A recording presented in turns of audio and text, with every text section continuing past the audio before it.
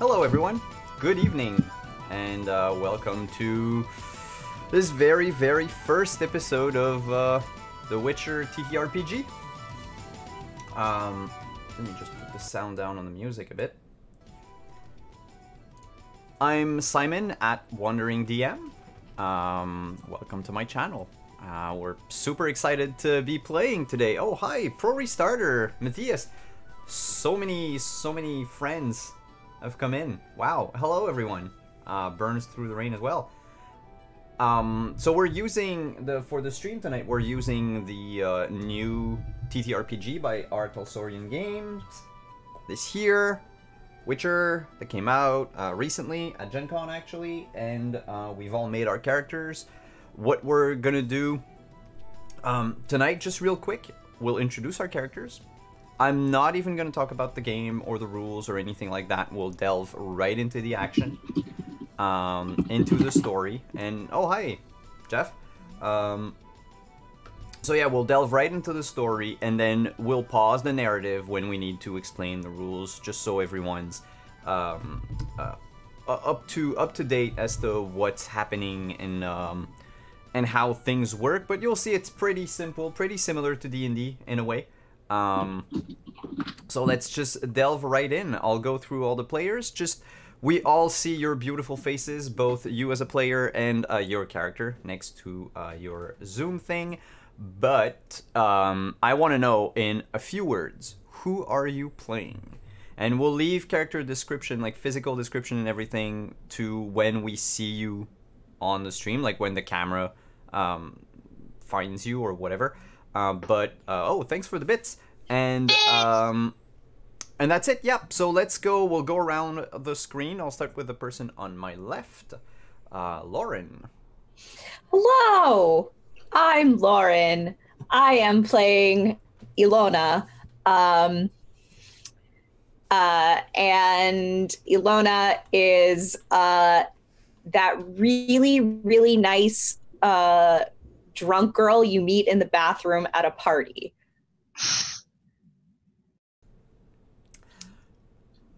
Good. Good way to describe your character in 5 words or less. Yeah. Let's move on to Ilona's traveling companion, Stephen. Hey everybody, I'm Steven, and I'm playing a knight named Kahir Caradwin Diffrin Bitweir. And I have a really cool sword and a buddy. I swear, like, if you can keep saying your name without stumbling over your tongue, like, props to you. I'm gonna call you Claire. Yes. Next up is Jillian. Hey, I'm Jillian, and today I will be playing Ariella, who is going to be your friendly neighborhood witcher for this game. That's all I got. Cool. That's enough. And last but not least, someone from Ariella's past, Manny. Hi, I'm playing Edric, and I'm a mage, and also a detective. I run a detective agency in Oxenfurt. And this is actually where we're going to start our adventures. In Oxenfurt, a few days ago, maybe about a week and a half ago, Edric got the visit of a family of wealthy merchants. They paid him to investigate the disappearance of one of their kin, a cousin of the family called Droof. Did I say that right? Yes, Droof. They had the means to pay for a detective, which is sort of rare in the north. The peasants are either very poor or you are very wealthy. They're somewhere in the middle, and they're wealthy enough to be able to afford an investigation into the disappearance of what is essentially a student at the Oxenfurt Academy. Someone whose disappearance would normally go unnoticed and unresolved. As Edric spent a few days trying to investigate what was going on and the whereabouts of this Droof fellow, he stumbled upon some evidence that pointed to a creature called the Beast of Oxenfurt. The beast is either a single creature with a shell as hard as plate armor, or a many-legged beast, I should say, with a shell as hard as plate armor, or perhaps multiple smaller creatures, maybe even bandits, just disguising themselves as the Beast of Oxenfurt. Now, legends and rumors about the beasts have come and gone over the years. It's always been this like urban legend in Oxenfurt, especially around the academy, where people will talk about, you know, mysterious disappearances, or a student just deciding to leave the academy, the academic lifestyle, and just disappear into the countryside. Oh, that was a fell deed by the Beast of Oxenfurt. Not knowing exactly if he was going into the lair of a vile creature, maybe a fiend even, Edric decided to call upon some friends of his, namely the Witcher Ariella. And Ariella, to make sure that, you know, she was not going in there alone, called a favor from also a friend of hers, someone from her past, the traveling knight, Caradwin Different Bedwear. I'll never say that again. And Care is accompanied by his traveling companion, the minstrel, bard, and all-around elven beauty queen, Ilona. The four of you met at Idric's detective agency, and as the adventure starts proper, the camera swoops in from bird's eye view over Oxenfurt, down the shingled roofs, the timber homes, the yells of the various students playing pranks on one another, the various peasants walking about on the streets, the merchants peddling their wares, the fishermen bringing in boatloads of fresh fish from the river. The camera moves down the street, a cobblestone street, up to a sign, an iron wrought sign that reads, Manny, what's your detective agency called? The lit candle. The lit candle.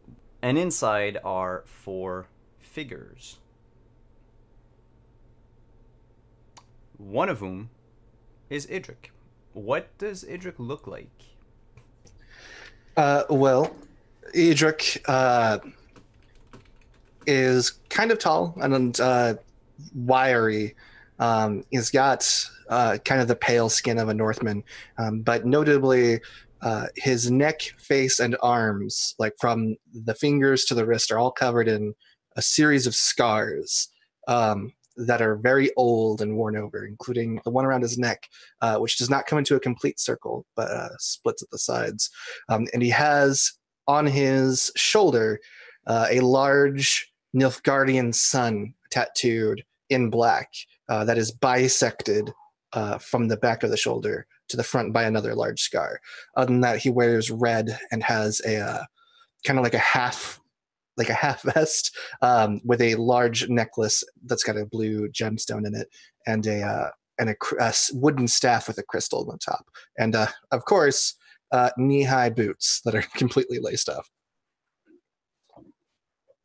and just flowing kind of red clothing.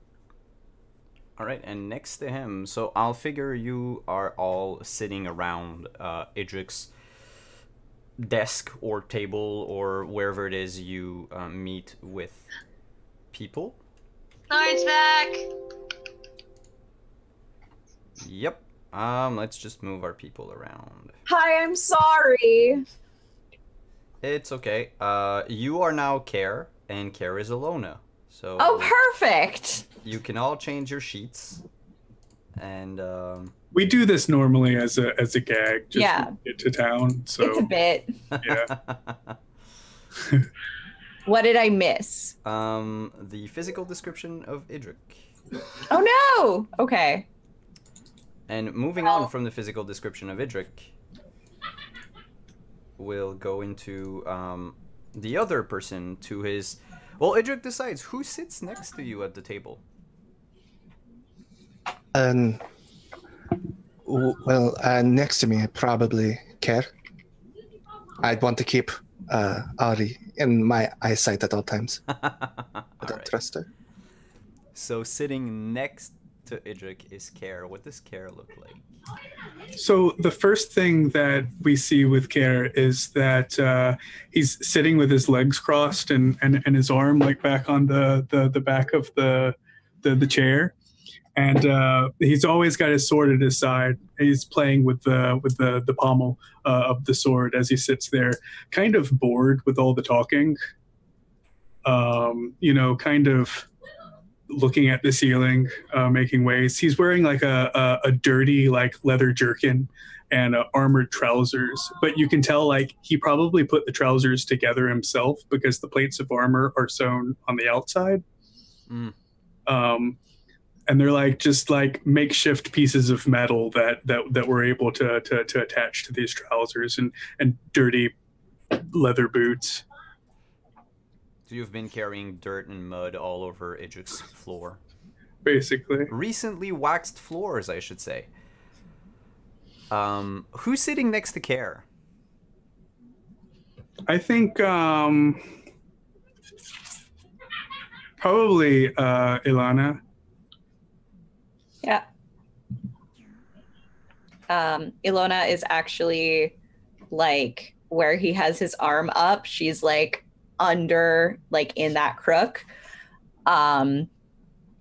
Also super bored because she doesn't really know why she's here.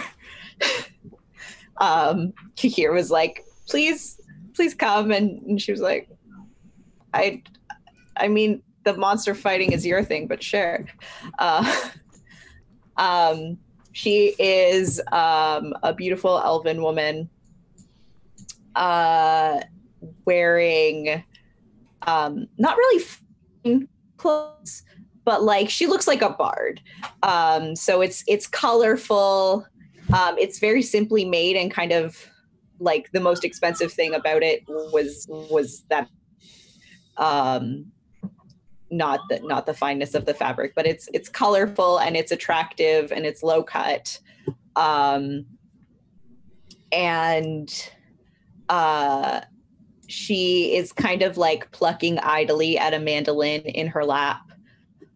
She has long brown hair, and she smells like lavender, and she's kind of like dozing off a little bit. And as Just we like hear the... into Kahir's side.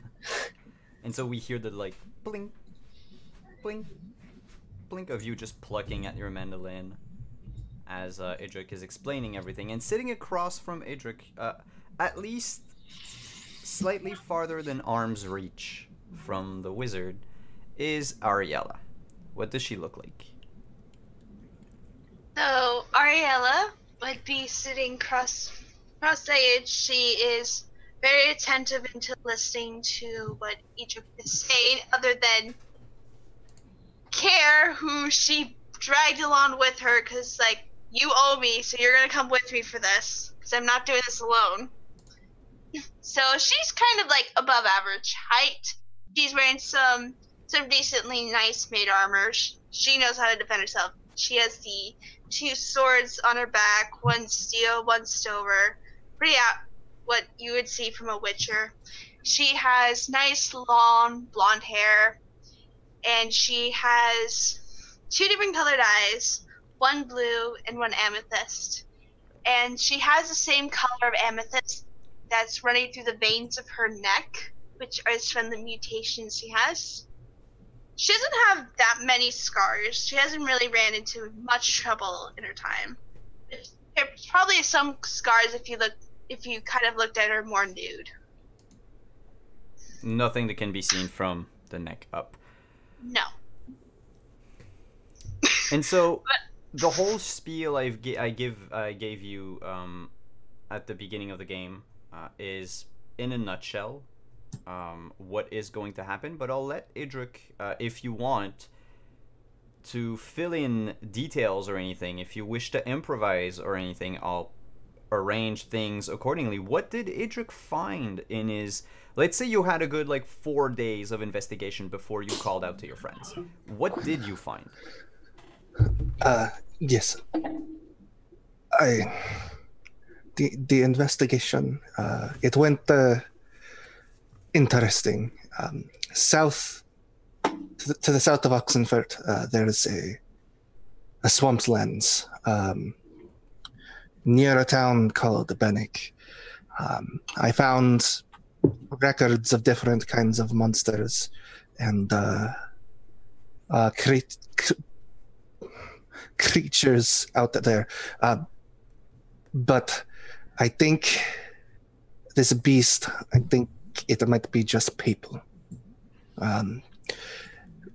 There's been reports of bandit activity in the area, but I think there might be some kind of mastermind. That's why I called it you, Ari. I need a tracker who can get through the swamps. They're hiding their trails too well. There's just enough sign for people to find that it was a beast, and then it's gone.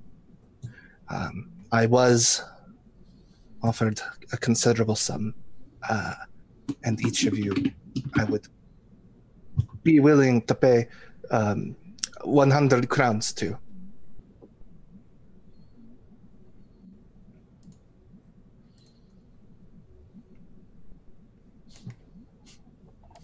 And so, am I muted? No, okay. And so this is what you know.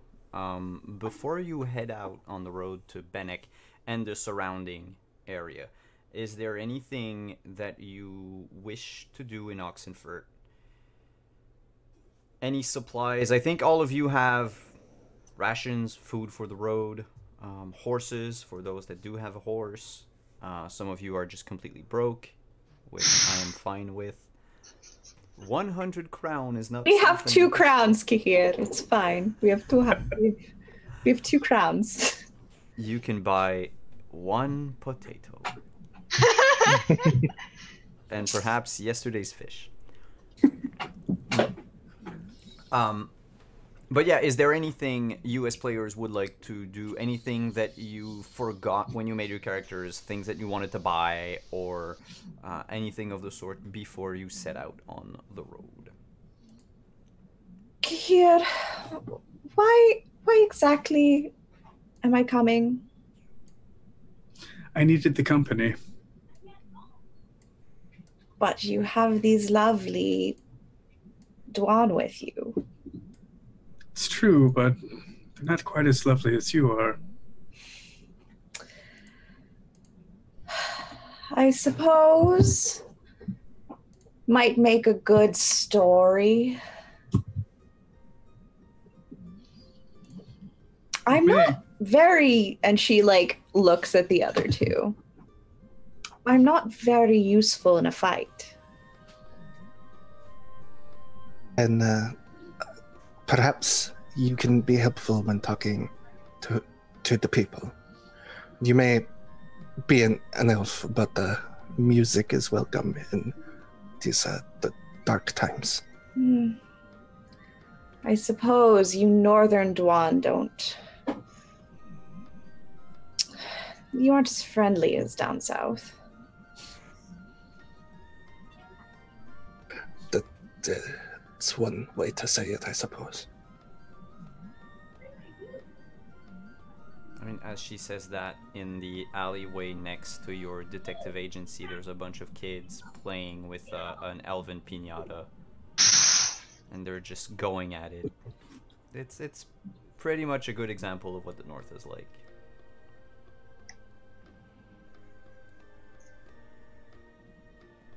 Well then, Ari, do you think you can do this? Do you think you can get the trail through the swamps? I can do it. I can do a lot of things. And Tracking is something I'm good at. then is the price of 100 crowns each acceptable to each of you. I say it's fair. I won't say no. It'll buy me a meal. Should do more than that, I hope, unless you have a big I'm appetite. hungry. Yes. Yes. Then we shall leave in the morning. I will meet you at the gate south of the city. Please get the hell out. I just leave. You will find, and as part of the call for help and everything, Idrik has arranged for all of you to have room at one of the finest establishment in Oxenfurt that money can buy, or that whatever funds Idrik had left could buy, which is the second floor of an establishment called the Rosebud. And as you approach the Rosebud, you realize that it's... There's a lot of coming and going among the clientele, as the establishment is sort of a an inn that offers... Oh. And we lost Laura again. No! I feel like this is gonna happen. She's being deflowered by the internet. Oh, that's one way to say it, though. It's well, we're gonna put the zoom back up. It's okay. There you go. I'm so sorry. I'm sorry. She'll come back. She'll come back. So, this is the type of establishment that offers naps or evenings, like a night or a few hours. But you were all Adric procured an actual night for you at this establishment, and you have a meal. You have everything you want. Each one of you has a bed, like their own private room and everything, and will not be disturbed by the workers unless you wish to be disturbed. Welcome back, Lauren. Welcome Told you, back. I'm very dignified. Your internet is going up and down like crazy. It's really bad. I'm so sorry. Is it because is it stormy on your end? It is a little rainy, I believe. Yeah, I don't know. It's just been terrible. The only plug in the house that we can plug our router in is also just like garbage.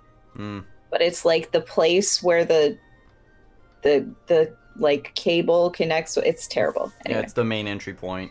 Yeah. It's just, yeah. That being said, so as I was saying, basically this is you've been to such establishments before, Alona. It's an inn, but it doubles as a brothel for those who want. But like I was saying, all three of you have your own room, you have a meal, and you will not be bothered by anyone unless you wish to be bothered by anyone. This is also one of the only 2 inns in Oxenfurt. So it's a hi biochemist. It's honestly like it's understandable that Idrik couldn't pay for the other inn in town, as the other one is very, very upscale and is normally booked all year round by traveling professors at the academy. Ilona's probably busking, honestly, if there isn't anybody else playing music.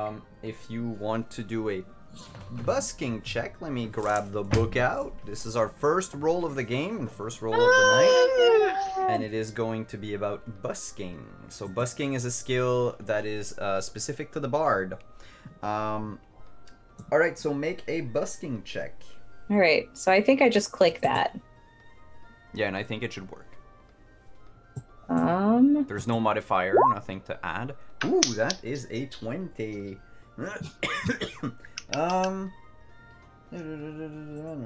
Wow. Overnight, by just playing to the clientele that is here, who are not quite used to having good music being played. So when you first started, a lot of people jeered at an elf taking up the stage, and it's like, you should go back to the streets or whatever, and then you just plucked like the first chord, and the whole room went quiet. And then they heard your first song, and they cheered, and then they asked for more. And the drunker they were, the less they cared about the length of your ears or of your lifespan. And at the very end of the evening, like, you played for as long as you could, and at the end of the evening, you were showered with not mugs, but actually crowns. You made a total of 20 gold crowns that night. Excellent. Wow. I mean, there's singing for your supper, and then there's like singing for a horse. Which, if you were to travel around a bit, could probably... Well, I mean, minus having to eat and sleep and all that, but 20 crowns is a lot. The innkeep at the Rosebud, a man by the name of Edwig, approached you at the end of the night, and he's like, "If you ever want to have a permanent gig here, I can set things up. I'm pretty sure the patrons won't mind where you come from, Miss, Ilona.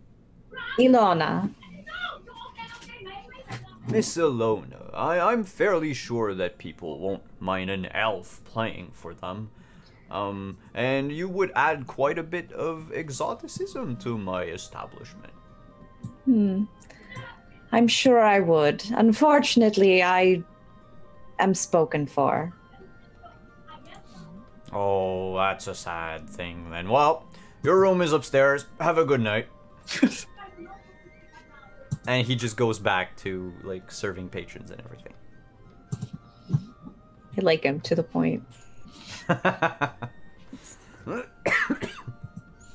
Ariella and Care, do you spend your evening carousing, having fun, or do you just go straight to your room and call it a day? Be up and ready. Yep. I just go straight to my room. I'm not really the best at socializing. Well, I mean, for what little amount of time you spent in the common area to just go up to your room, like get your key and then go to your room, you received a lot of side glances from the patrons. And the muttering of freak and mutant and bringing swords into a fine establishment of peace and whatever. Ugh. People aren't too keen, but nobody raised any ruckus. Like, nobody tried to stop you. Nobody made the mistake of getting in your way. They just... And then Ilona started playing, so everyone went just, yep, and stared at the stage. How about you, Care? I think I was also staring at the stage, probably found a seat and just watch Ilona play all night. You've been pestered a few times by one of the waitresses asking you if you would like something to drink.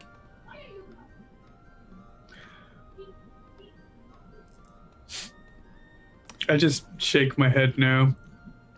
It happens often, and the longer you stay, the shorter the amount of time is between the occurrences of them coming and bothering you for a drink. And at some point, one of them just shoves a glass of Viziman Champion in your hand, and she's like, "Pretend that you've paid for it or something, because we don't want people to know that they can just sit here without buying a drink, alright?" So yeah, I just look at her and just take a swig and place it back on the table. And she says, "You're lucky Mr. Idrik paid for your evening here, otherwise we would have thrown you out." And she motions to a big burly dwarf with tattooed forearms standing next to the door, who's obviously a bouncer or something. At one point in between sets, like around then, Ilona will say, "Kahir, darling, are you having any trouble?" And none at all. And she's gonna look at the waitress. "Is anything wrong with my friend here?" "Oh no, he was just buying a drink." "Oh, Wonderful. I'll get back. Yep. You made a lot of the male patron jealous. Here. If they had to direct their drunken anger at someone tonight, it might be you. I'm used to it. Meanwhile, a few blocks away from the Rosebud, how is Idrik closing the day? Oh, well, Idrik is probably just locking up the downstairs because he lives in the upstairs of the lit candle, and he's just checking his bags and making sure that he has all of the components that he might need. He doesn't anticipate needing to cast any ritual spells or the like, but you never know. It's better to be prepared. But he does pause a moment and walks to a dresser where he opens up the top drawer, and like hidden in the back there's a small box that he pulls out and just kind of holds it in his hand before tucking it into his bag, and then closes the drawer. A small bag, you said? A small box. A small box. Yes, with a flower design on the top. And he tucks it into his bag. All right. So the sun rises eventually after many hours, and the four of you gather at the foot of the Guildenstern Bridge leading out of Oxenfurt. You were delayed a few hours before leaving because there was a lot of merchants coming in and going at first light this morning, and you had to wait for the bridge to clear out, which let you guys enough time to make sure you had all of your gear, that everything was in order, that your armors were put on, that you were ready and set to leave Oxenfurt. And leaving Oxenfurt you did. So if you look at the world map, I managed to get a scale for the map, which means that if you use the ruler, especially for longer directions, it's actually what, more or less, the distances should be. I love it. In The Witcher. It's very hard to do, and it's based off of what little I could glean from the novels. But it doesn't show any closer to Oxenfurt. Like, I mean, if you just look at the icon for Oxenfurt, like, this encompasses the whole region around it. So the first village is about 15 miles out of Oxenfurt. For the people at home, you should see the amount of rulers suddenly appearing on my world map and just moving all over the place. It's a slew of pointing arrows. Yes. So, 15 miles is about what you can all travel in roughly 5 to 6 hours. You're not rushing anywhere. You will, however, meet a few travelers on the road if you want to talk to anyone. Otherwise, we'll fast forward the scene to when you get closer to the village of Bennick. Go ahead. I'm sorry. Oh, sorry. I thought you were going to say all something. I had to say. No, my sentence was over. Yeah, it might be useful to like stop and maybe ask somebody, like maybe like a farmer with a vegetable cart or something, like if there has been bandit activity in the area.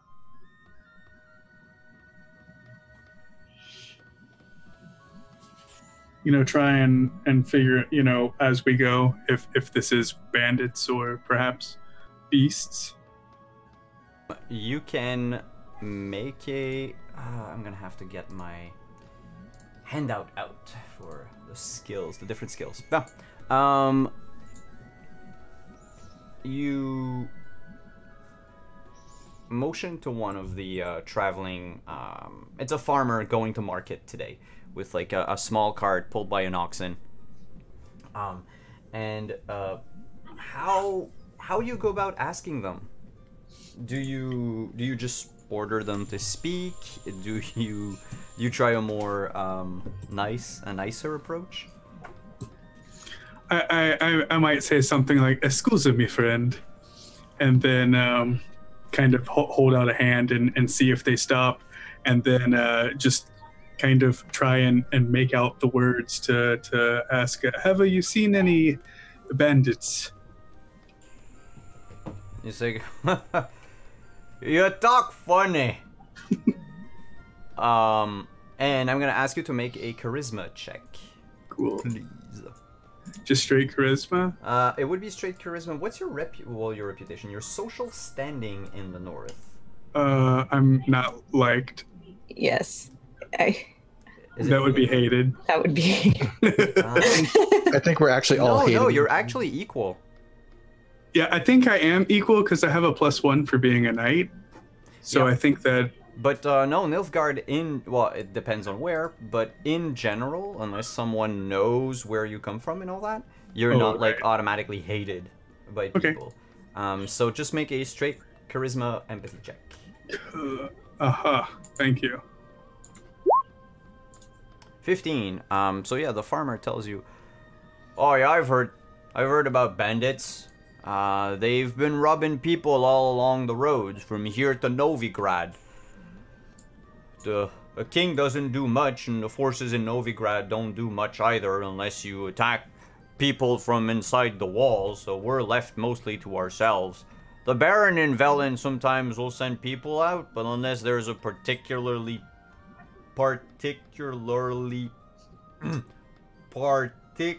you see that he has trouble with like 3 to 4 syllable words. If there's a big bounty on someone, then they might send out bounty hunters, but looking at y'all here, you look pretty much like a group of," and you see he like touches his oxen with a hand and he's like, "You're not bandits, are you?" No. Well then. No. Have you heard of any particularly big bounties in the area?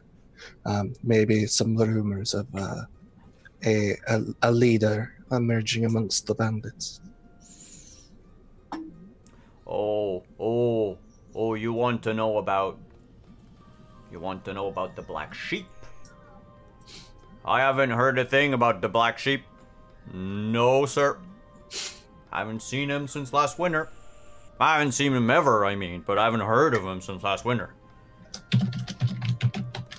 You can all make an Adric, you're gonna have an additional bonus to that because you live in the area. But if all of you can make an education check, please. So the way rolls, while everybody's rolling on Roll20, the way rolls work in The Witcher is you roll a d10, 10-sided die, and you add your stat and your skill bonus. So each skill is dependent on a stat. In the case of education, it is based on intelligence. So it's a d10 plus intelligence plus education plus an additional 2 for Idruk. So 22 for Idruk, 22 for Ilona, 13 for Ariella, and 15 for Steven. So all of you, except maybe Ariella, you might not have gotten the whole picture that I'm about to tell everyone, but the Black Sheep is a... Hello, Displacer Rat. The Black Sheep is or maybe was a very fortunate bandit that plagued the Velen area near the end of the Second Nilfgaard War. So to situate everybody or on the timeline, I think I gave you guys the date at which we're starting the game. Yes. Because I forgot it. It's like 1273. 1273, thank you. I wasn't sure if it was that or 1269. So the last Nilfgaard North War, the last major, let's say, world war, happened 5 years ago. And near the end of that war, the Black Sheep is potentially a deserter. That's what the northern folks say about him. But others say that he's called a Black Sheep because he used to be a Nilfgaardian soldier. And him and his squad of either deserters or soldiers terrorized the countryside north of Brenna. Brenna is the site of where the last Battle of the Last War ended. And it is quite far from where you are. Brenna is more or less like 200 miles away. It would take like a month. But he and his men just kept going further and further and further north, terrorizing the countryside. And in 1272-ish, the Black Sheep landed near Oxenfurt. And because Novigrad and Oxenfurt are... Well, Novigrad, most of all, is a free city within the territory of Redania, the Kingdom of Redania. If anyone were to attack people from Novigrad, or even steal from the Novigrad coffers themselves, the city is by itself. It's left on its own. The kings of Redania will not defend it, unless they ask for aid and blah blah blah. That's a whole political bullshit thing. Which it made the region very very attractive to bandits, because of this whole like gray area as to who has jurisdiction where. You've heard Idrik about the Black Sheep. You have hunted down some of his alleged companions, which all turned out to be false. So far, the Black Sheep is perhaps just a legend. It might just be a name given to any bandit along the road, any bandit that looks more or less organized. But the peasantry still talks about him. So the Black Sheep hasn't been sighted recently. Well, like I said, sir, I haven't heard.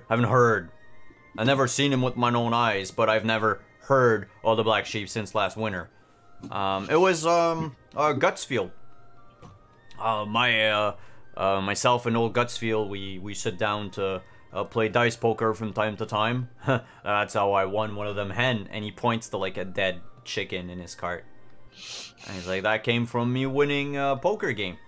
And he was just saying that he thinks he saw, prior to the first fall of winter. The first winter fall. The first... Well, you know, when it snows for the first time. He saw the Black Sheep with his own eyes. He said he got all of his beasts and all of his crops and farmhands, and he hid them all in his barn, and he waited the night out to make sure that the Black Sheep wouldn't come for his stuff, and make it appear like his farm was empty.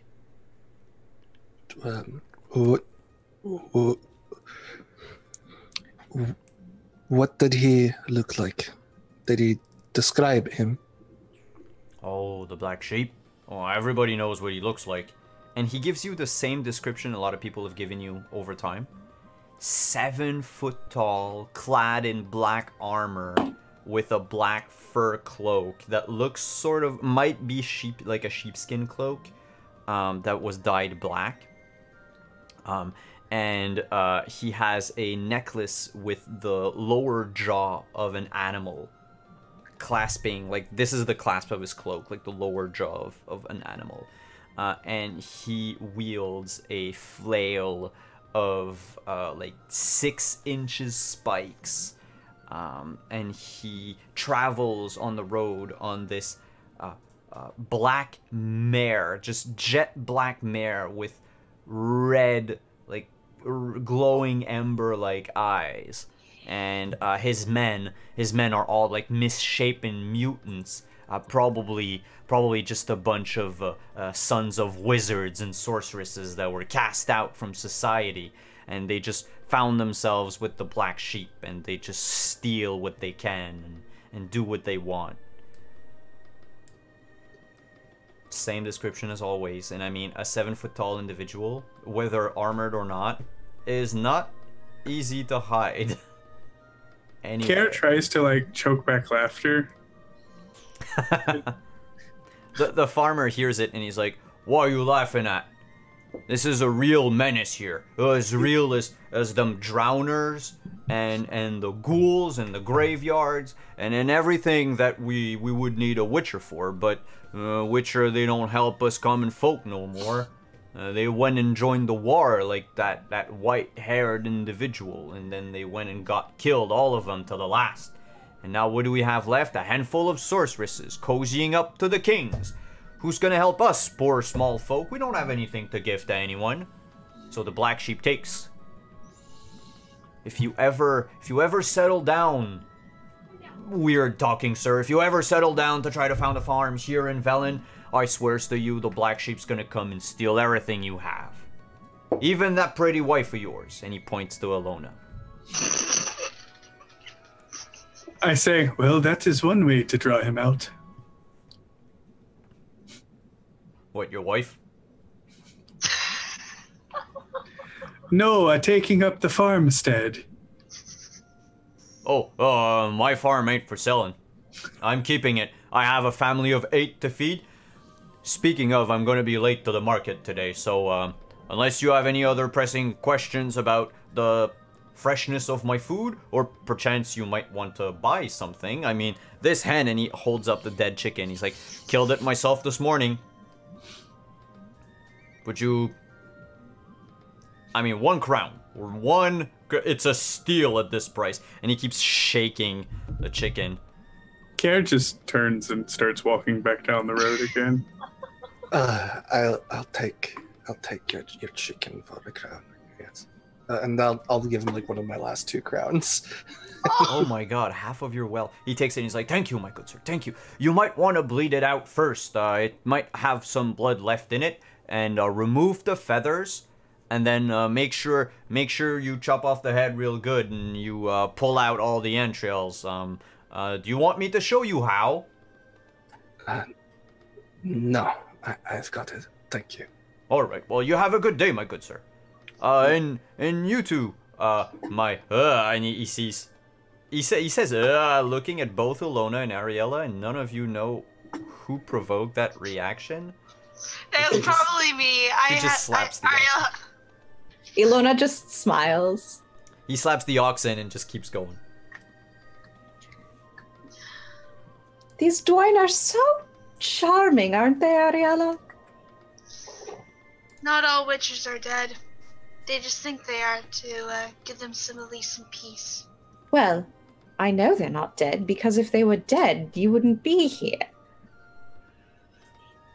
There's a lot more of them than you think there are. Oh, I don't really have an interest in the Vatgern. That Dandelion fellow wrote all the good songs about Gwynblade, and none of the other ones have really done anything. No offense. None taken.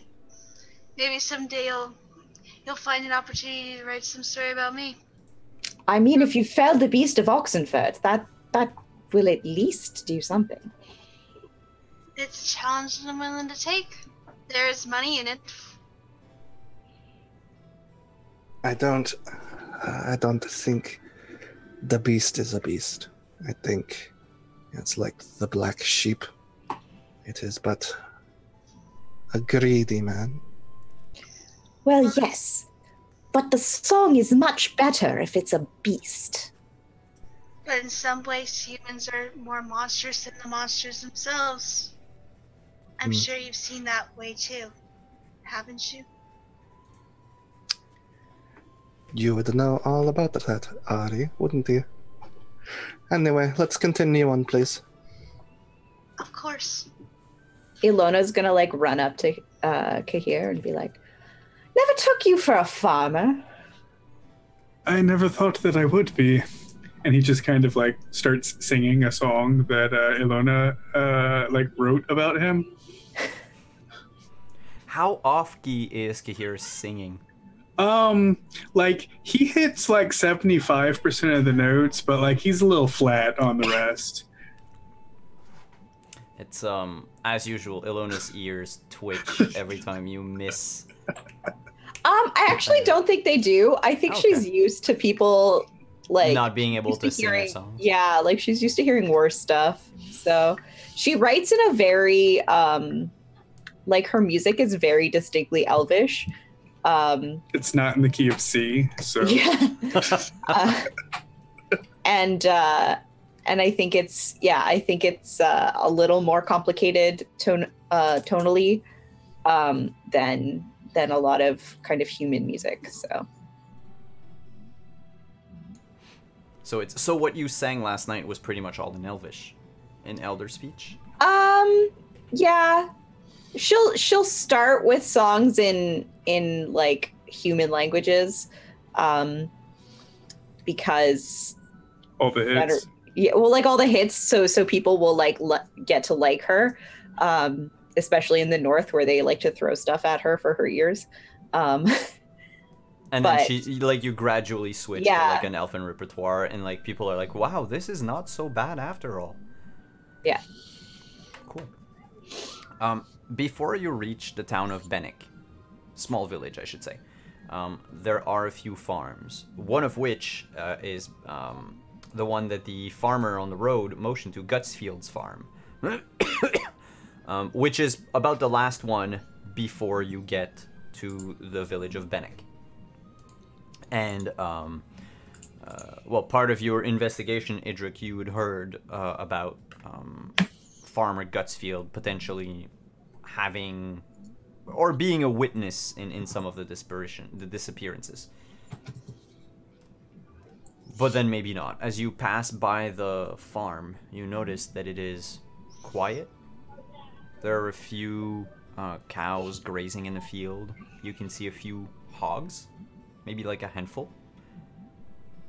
But no signs of humans. No farmers, no farmhands.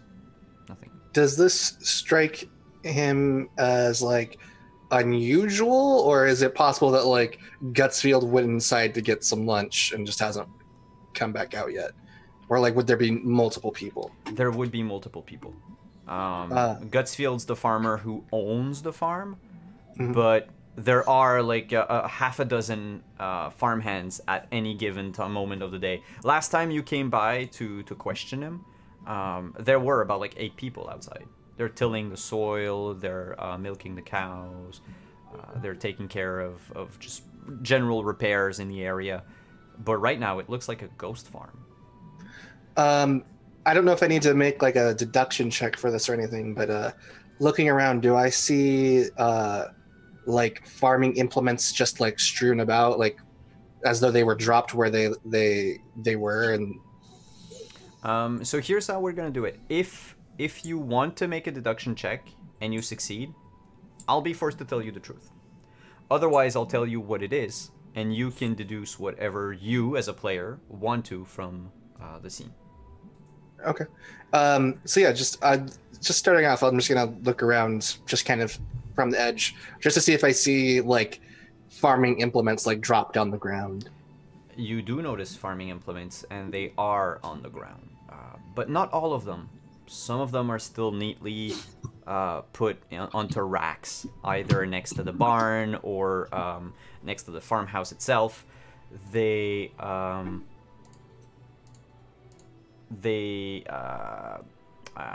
can I say? Some of them haven't been moved. Some of them clearly, like, there's this pitchfork that's half planted into a bale of hay that just fell on the ground, like as if someone was in the process of picking something up or putting hay onto the stack and then just left the pitchfork there and went inside. Well, went somewhere, maybe inside, maybe elsewhere. You do notice that the barn door is half opened. So one of the two, it's a set of double doors, and one of them is open, maybe halfway. But the farmhouse, there are no lights coming out of the farmhouse. A very weak plume of smoke, but the door is closed. Everyone, this is very strange. There's something wrong with the farm. I don't know what's happening, but be on guard. Perhaps Sir Knight and our Witcher should go first. Keep an eye out for anything more suspicious. But this farm, I need to question the owner again. I am sorry, Edric, but I do not take commands from a mage. Kahir, please don't. And I don't generally associate with a Nilfgaardian, but here we are, aren't we? Look, this is all just. Can't we all just not do this at the beginning of the journey? Because we have a quite long journey to go through. It'll all be over once we get paid. Indeed. And then you can go about your various businesses, as I can go back to mine. But nevertheless, there is something amiss here, and someone wearing armor perhaps should be the first one to approach the building. I do not think that this has anything to do with our mission. Perhaps we continue along the road. Darling, it does seem very strange, doesn't it? Too strange. Well, we'll never know unless we Like a trap, do you think? I am thinking so.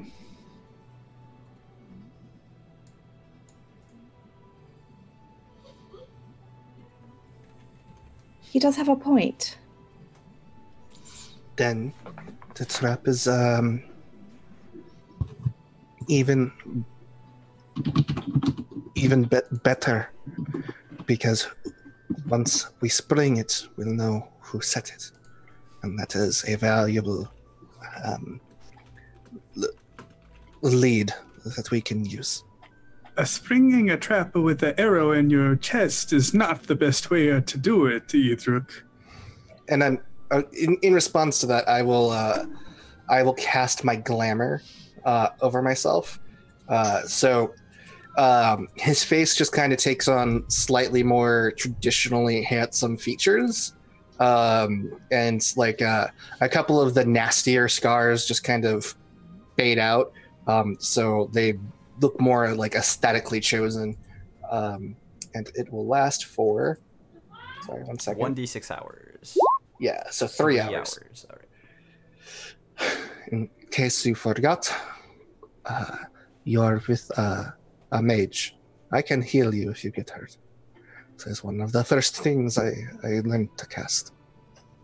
When you say that you could heal him, he kind of cocks his head to the side and squints his eyes just a little bit. And he turns and he just looks to Ilona, kind of asking for her opinion.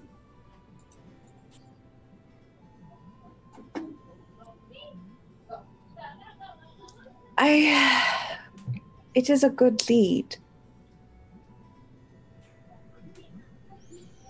This is going to be a dangerous mission no matter what.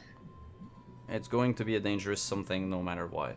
Mission, I think she said. Yeah, Okay, I think we lost Lauren again, Come. maybe. Yeah, excuse further. All right.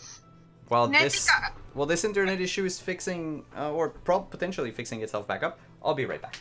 All right. Okay, free talk! How's everyone enjoying this so far? Let us know. We're in a break. We can talk to everybody. Creepy farm, spooky farm. Ariel was gonna do it anyway. She didn't care what everyone else thought. I'm so sorry. It's okay. You're fine. All is fine. Simon left. He was done. He's like, I'm through with this. He's like, he was like, if Lauren's internet just goes out one more time, I'm done. And then He was like, if Lauren's not playing, nobody's playing. but I'm gonna leave the Zoom chat so you guys can suffer. Are we on break or? No. Oh, there he is. No. Back. It's the fact that I drank about 5 coffees today to prep for the game, so at some point I thought I could last until break. I've I'm had sorry. about 2 glasses of these. I'm fine. So, the glamour is up. Ilona said her warning to care about the mission's going to be dangerous regardless. They don't even ask for my opinion. You're not the one causing and actually Alona will go and she'll say, and I mean, you won't be in it alone. You have Ariella here. He looks over at Ariella and he nods at her and turns and I guess starts to make his way up to the barn. All right. I will follow him because Ariel is quite curious and wants this knowledge. Do any of you have your weapons drawn or anything?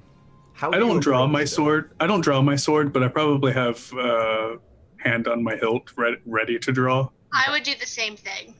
Edric Never know uses what's gonna happen. Edric uses his staff as like a walking stick, even though everybody always sees through that immediately because of the crystal on the top. But Also, the fact that you're 23 and don't even necessarily need a walking stick.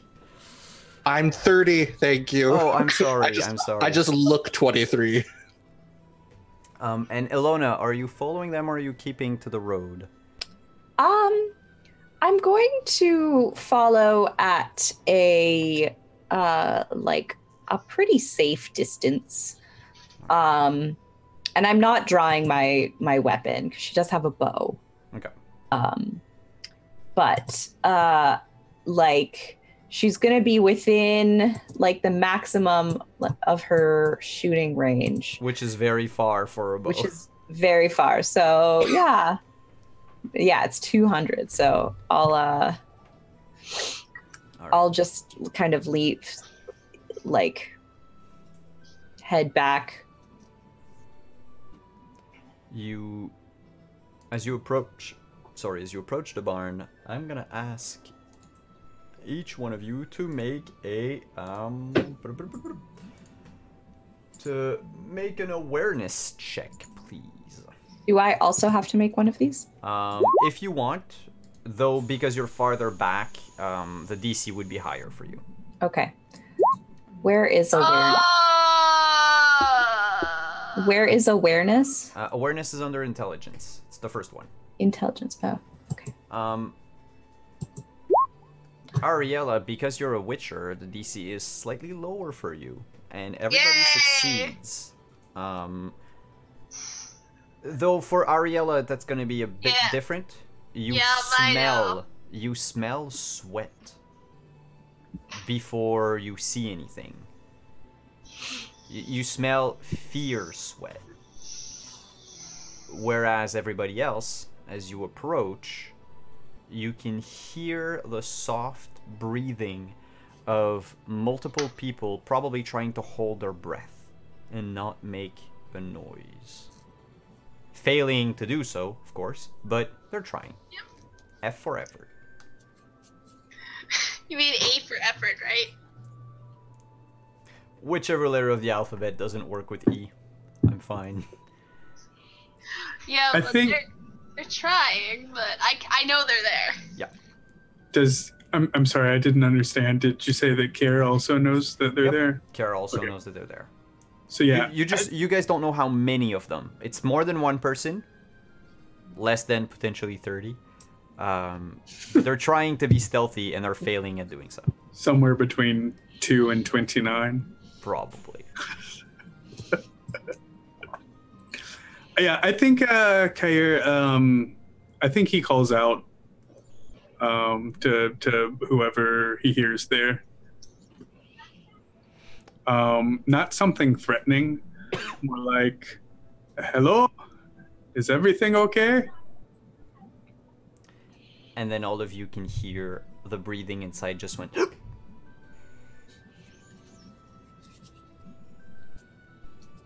And it takes a beat. Yep. Do I hear this as well? Oh yeah. Even though I'm further away? Okay. And it sounds like if they sound scared, Ilona will come up closer and say, we aren't trying to hurt you. All right, in this case, which is a bit strange, but to get the people out of the barn, we'll do a sort of verbal combat, including all 4 of you versus them. Oh boy, I'm horrible at this. Okay, I'm great at it. It can go two ways, because it is still sort of a verbal combat. If you ever want to just barge in and force them out, or scare them out or whatever, just let me know. Which would have been what happened if you had come in with your weapons bared. So it's will plus intel. All right. 3. All right. So, in The Witcher, for the people watching, you can have verbal combats, which is basically just like regular D&D combat, except we're using verbal skills. And in this case, the goal would be trying to make them either come out of the barn and speak to you, or let you come in without freaking them out so much that they would be useless as witnesses. We're not going to roll for initiative. I'm just going to ask each one of you, what do you want to do to either help or hinder, but to make the peasants, the farmers, come out of hiding. So you have a choice between 2 types of attacks. Empathetic attacks, which use seduce, persuade, appeal, or befriend. In turn, using the skills of seduction, persuasion, leadership, or charisma. Or you can try to deceive them, to ridicule them, or to intimidate them. And they can use... they'll use their own defenses against you guys, which is going to be ignore for the most part. So who of you speaks first? 1, 2, 3, not it. I'll do it. I'll do it. I guess I'll do it. I'll do it. Yeah. All right. It is your thing. It is my thing. All right. So I'm going to cover you up slightly while I look at these associated skills. Let's try befriend. That sounds nice. All right, we're going to try to befriend them. Yeah. So make a charisma check. Okay.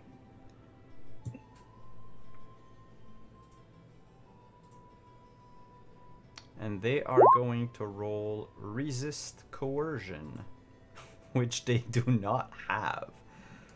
So, was that an 18? Yeah. Okay, the only way I can hope to defend against that is to roll a 10. Because in The Witcher, whenever you roll a d10, you may roll again. And if it is a 10, then you get to add it. And you keep adding 10s. So that's like an exploding dice type of situation. Dice. Yeah. The opposite is true when you roll a 1. Though it's kind of weirder because it's only really in combat that rolling a 1 has actually a big consequence.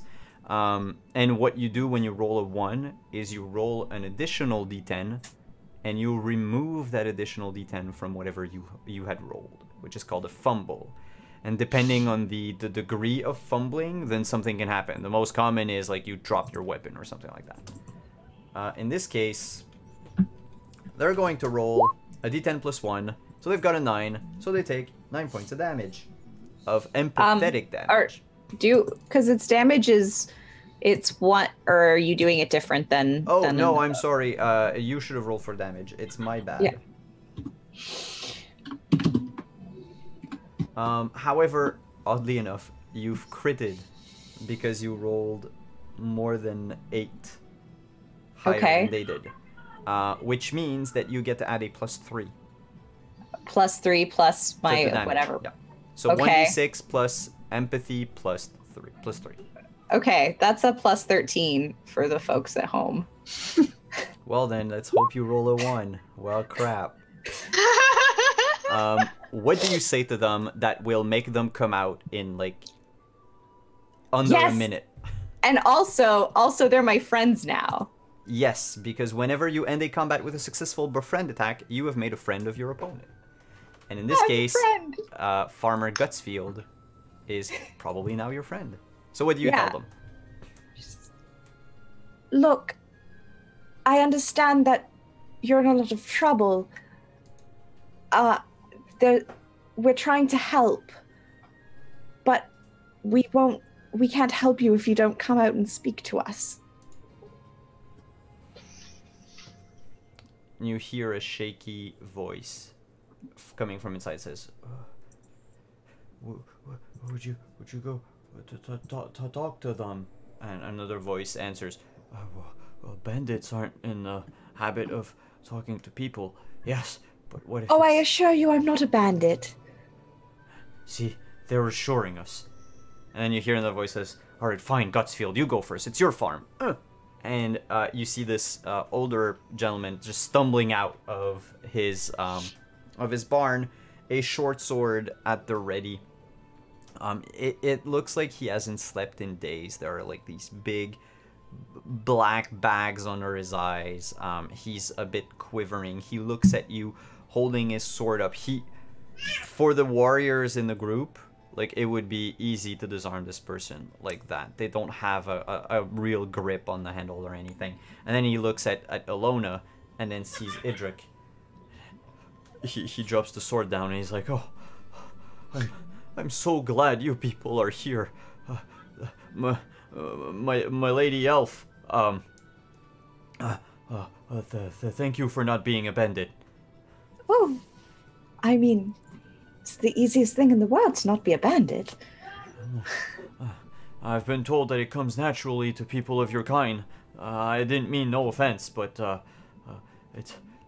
we have to be careful. And he looks at Idrik and says, "Ever since you came, the beast, it prowled about my farm."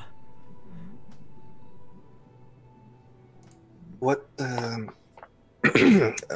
what sign is there that it is the beast?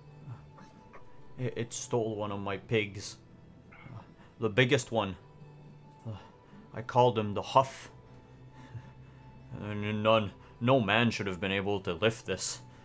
It had to be the work of some supernatural beings from beyond the realm of here in the mundane. Could it not have been a bear?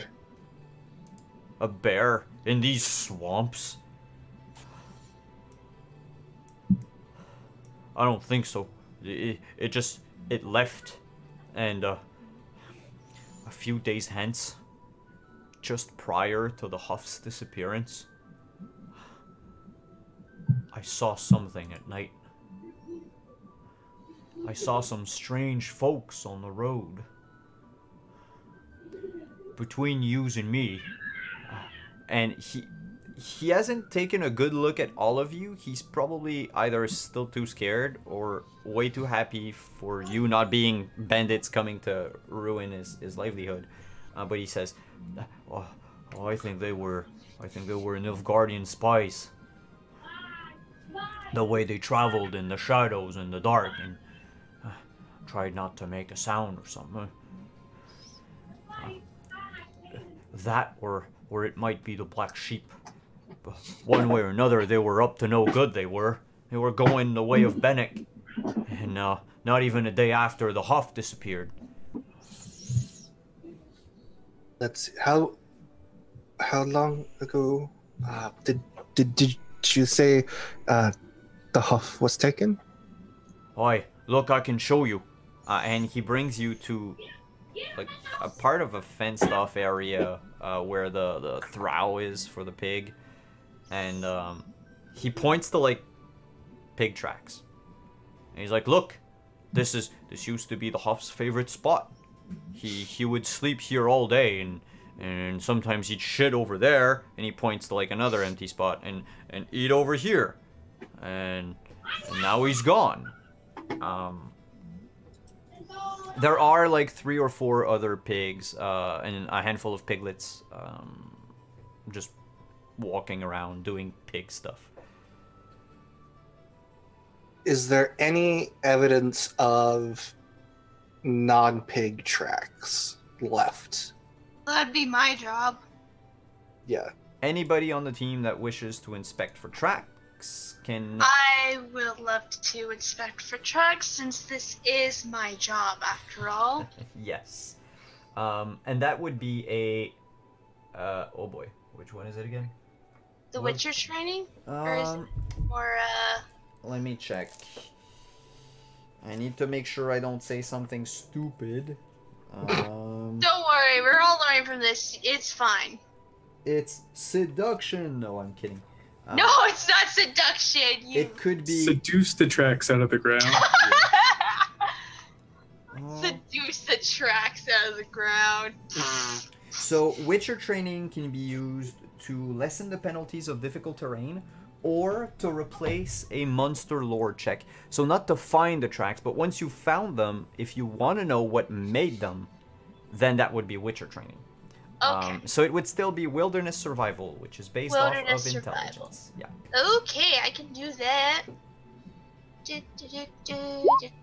And remember, all of you, you have a pool of luck points that you can always spend to get +1s on your check. I got a 13. What do I know? Or Does that burn through our luck? Luck comes back at a rate of never. It comes back at a rate of Every time you do something cool. beginning of each session. So feel free to burn through it. Can you stack those +1s, or is it +1 per roll? I would let you stack it. So let's say you roll, I don't know, like an 8 on a check, and you're like, I would really like to get all the way up to 13, because normally DCs are like 10, 13, 18, 21 in this game. So you're like, let me burn 5 points of luck. Like, I'll burn it all on the same check. Sure, I'd let you do it. I mean, you won't have any afterwards, so... Where do we put our luck? It's one of your main stats. Yeah. Oh, okay. Oh, yeah, you're right. So, You have luck. with a 13, you do find tracks that are not pig in nature, or animal, or human. They look like these webbed, clawed feet. Webbed claw feet. Yeah. Hmm. Which you can now make a Witcher training skill check to see if you know. Yeah! Witcher training. That's what I'm good at. I got it. Oh yeah, I'm not even gonna look for the DC. Those are Drowner tracks. Yeah. And you know, as a Witcher, the Drowners do not normally attack pigs or farm animals or wildlife in general. But these Drowners seem to have stolen a pig. And a massive one at that. Because as you're inspecting the tracks, Farmer Gutsfield goes on to explain to the rest of the party that the Hoff is about 4.5 feet long, and as a fairly built individual, Farmer Gutsfield couldn't even close his hands around the Hoff when he would want to lift it up. So the girth of that pig is wide enough that it might take like at least two humans to lift it off the ground.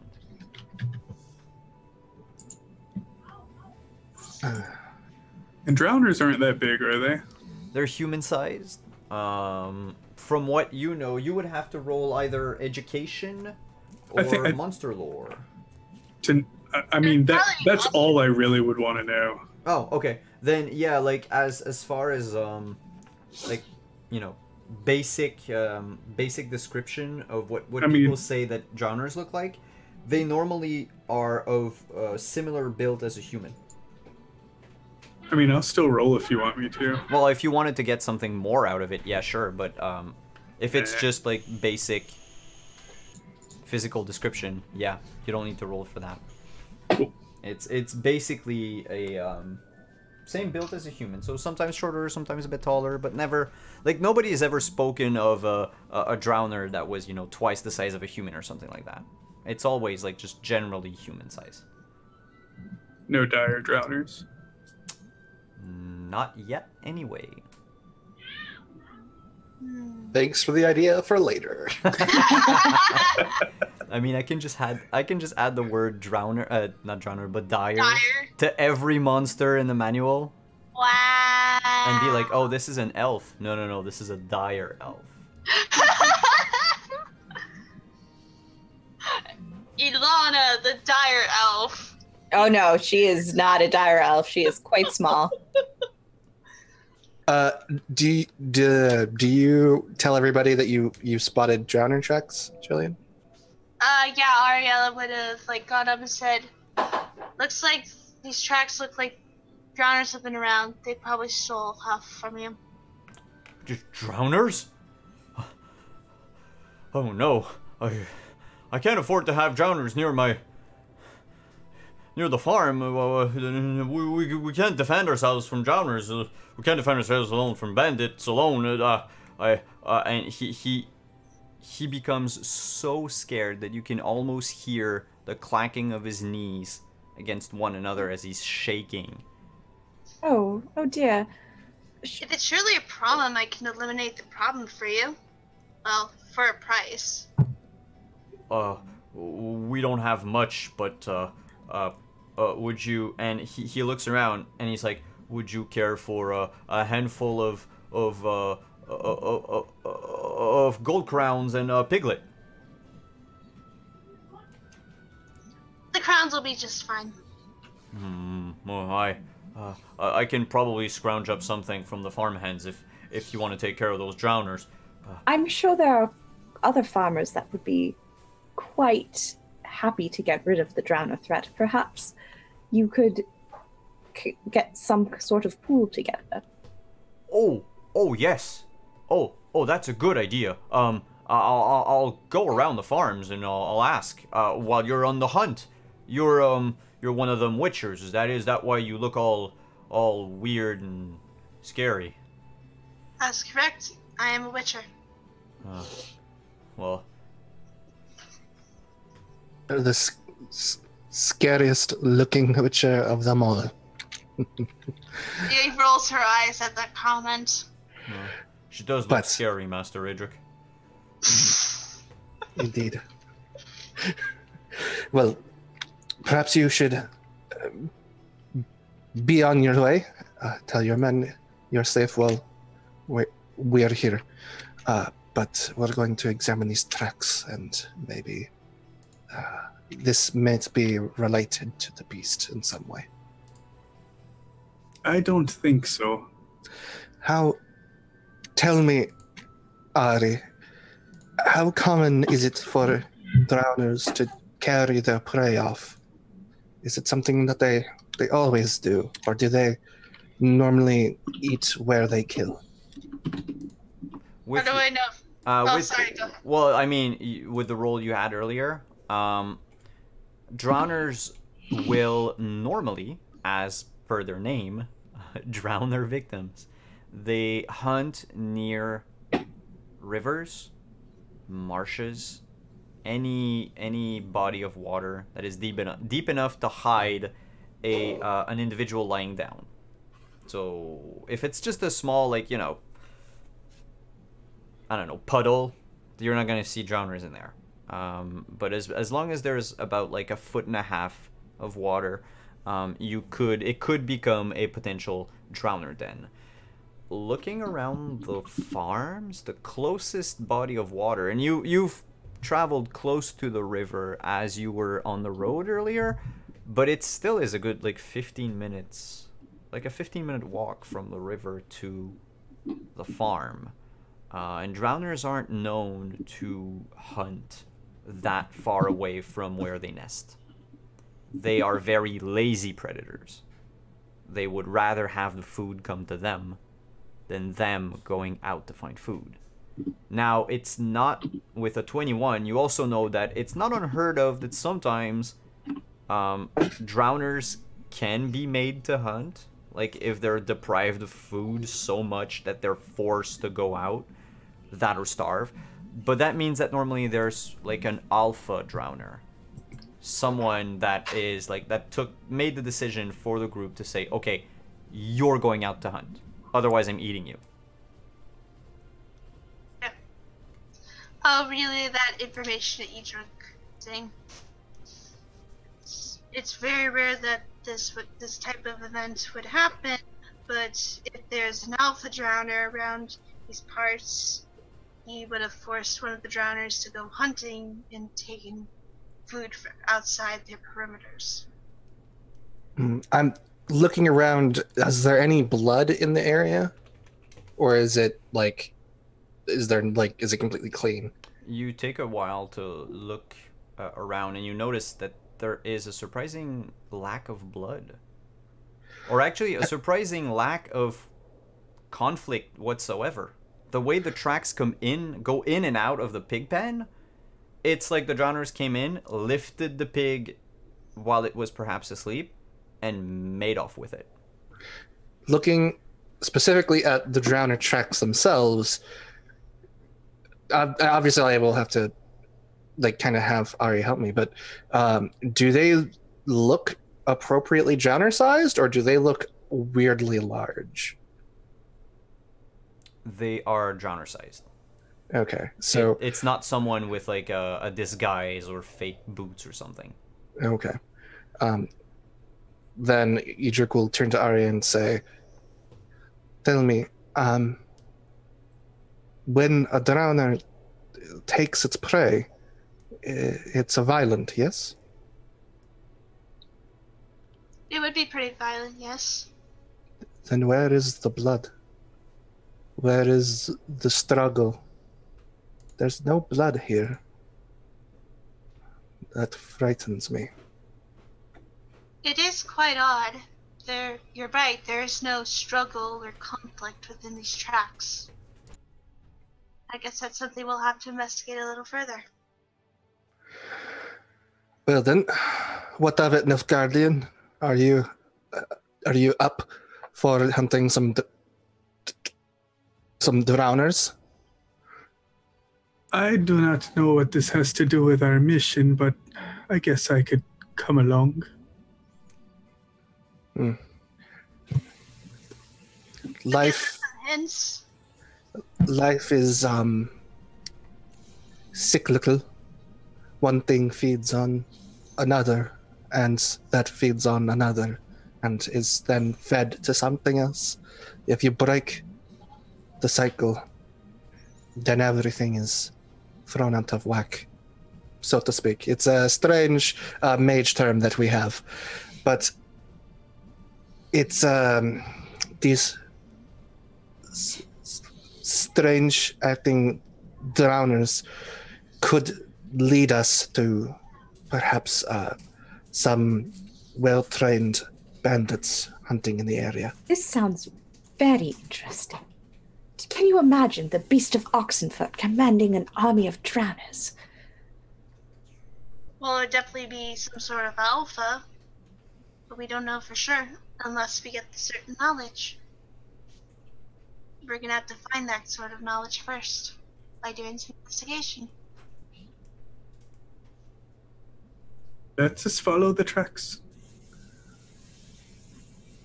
I Yes. can agree. We still have plenty of daylight. Ari, you are the tracker. Would you please lead the way? Well, since you've asked so nicely, I accept. Please don't make me regret it.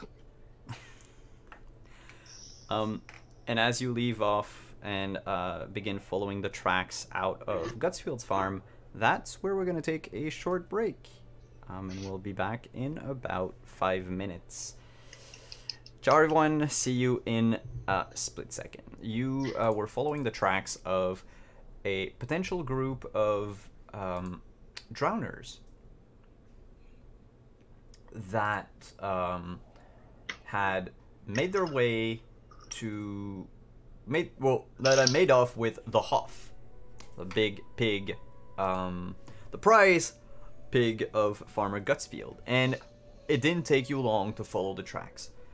They're going towards the river, but also towards the village of Bennick.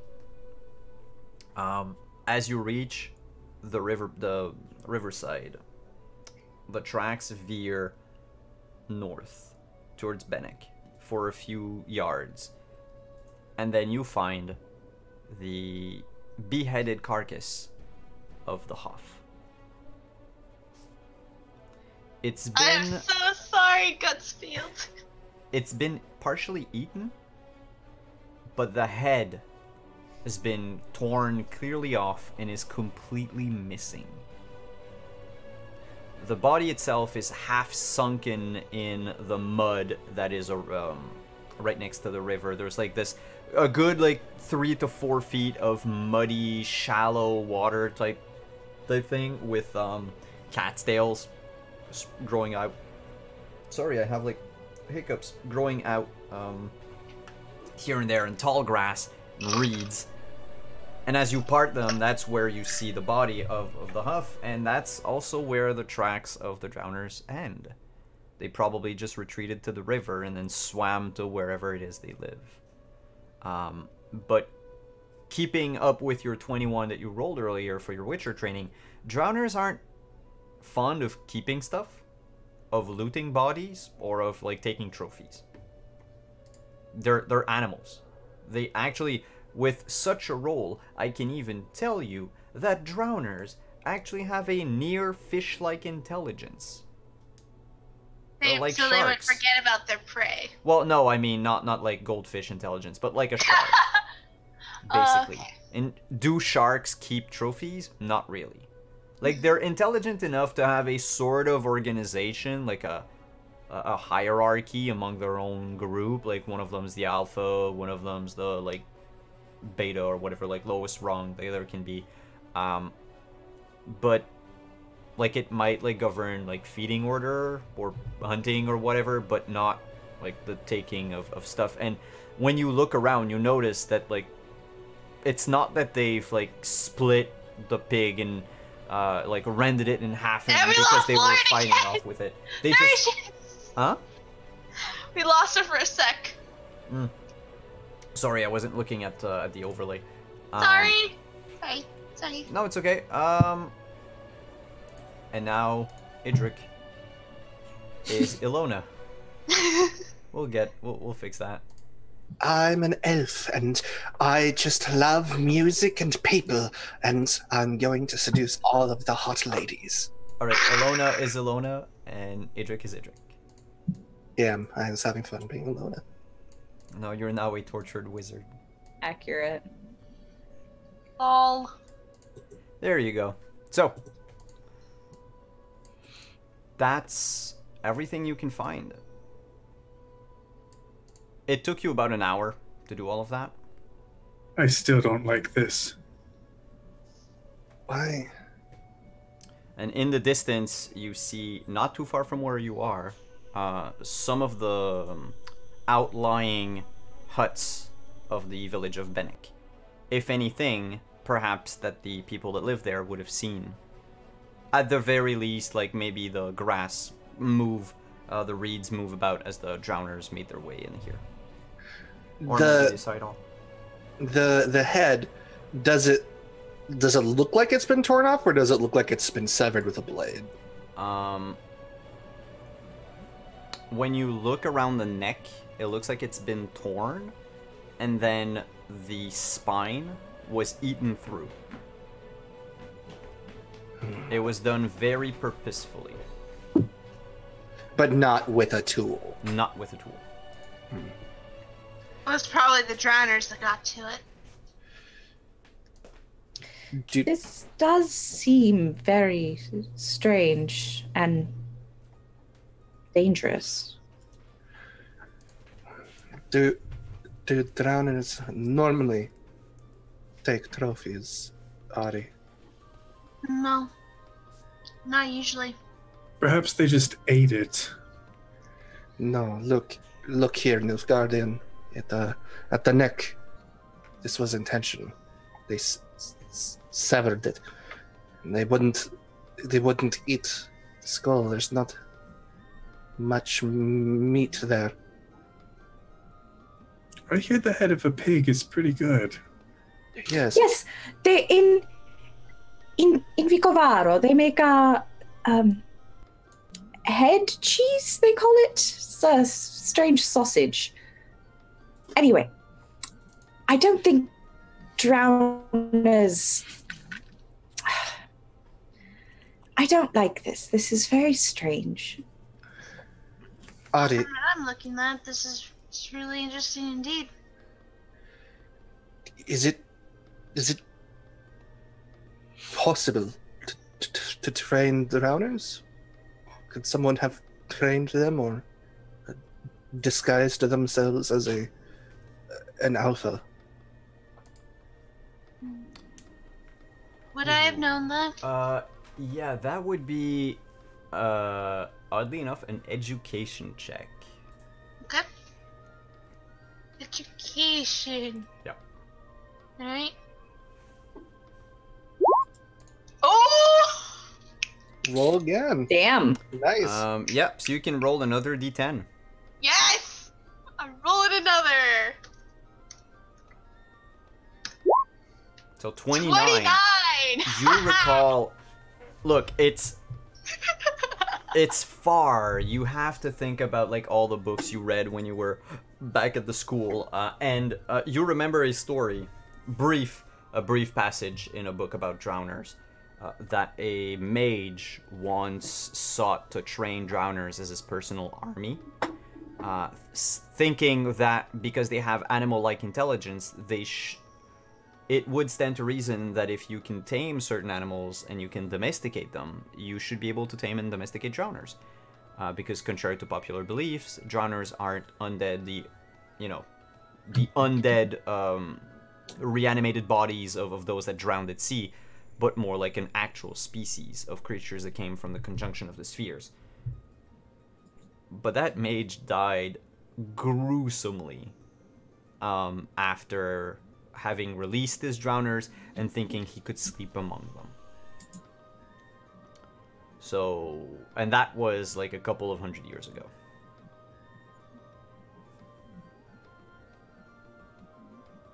I'm gonna try and relay this information to you, Juk. And that is why you don't go to bed with drowners. That is a good point there, Care. I mean, I wouldn't want to. I wouldn't want to either.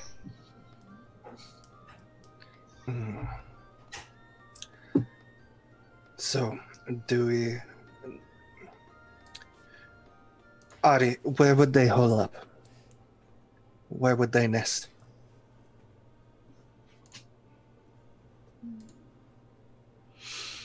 Probably somewhere nearby. It's by the river. It's usually where they would go hunting. If some random victim, human, animal, beast, anything, just was walking down the river. Well, we just so happen to have a chicken with blood in it that I acquired for the town. I say we set the trap, and we wait, and we watch to see where they go. Do you think they'll take just a small chicken when they are clearly hungry for... Well, if they're desperate enough, they'd take anything.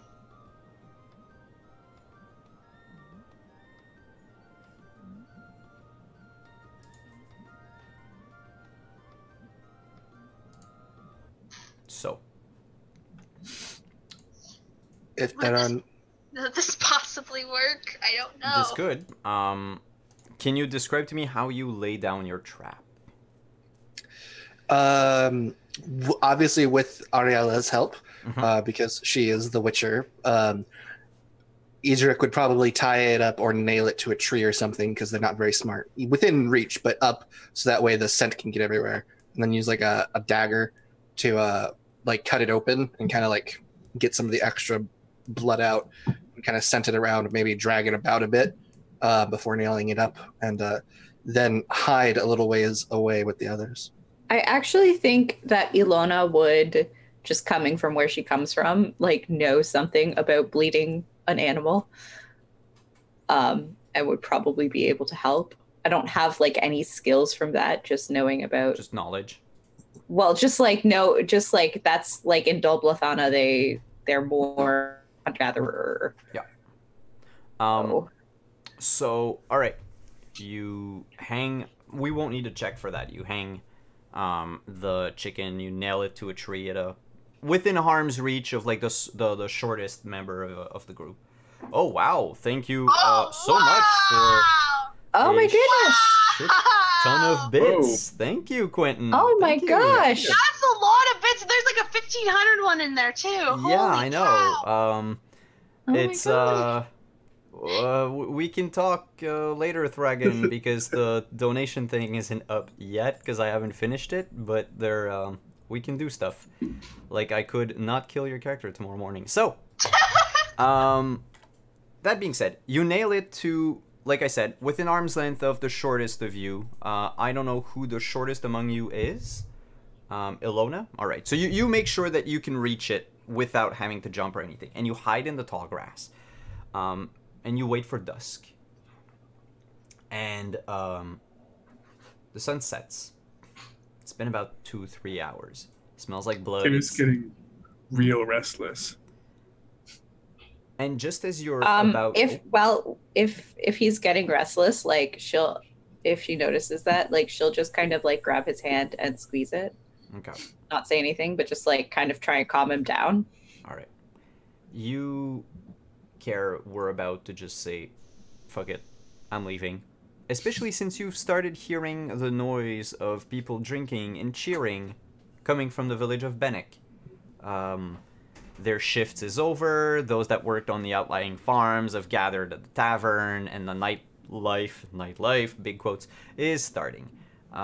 It sure seems more inviting than standing in the muck waiting for drowners. But as you're about to get up, you hear the telltale sounds of drowners. You don't see them at first, but you see the reeds along the river just shake, like the Velociraptor scene in Jurassic Park. Don't go in the long grass. Clever girl. And you see these like two clawed bluish hands just spread the tall grass a bit, and peering out are these like two bloodshot red eyes. You have a bit of difficulty like seeing the details in the face and everything, except for Ariella, whose eyes are a bit more accustomed to darkness. But there's this one face, and then it retreats. And then two drowners walking almost on all fours, like they were trying to sneak, prowl, make their way up to the tree.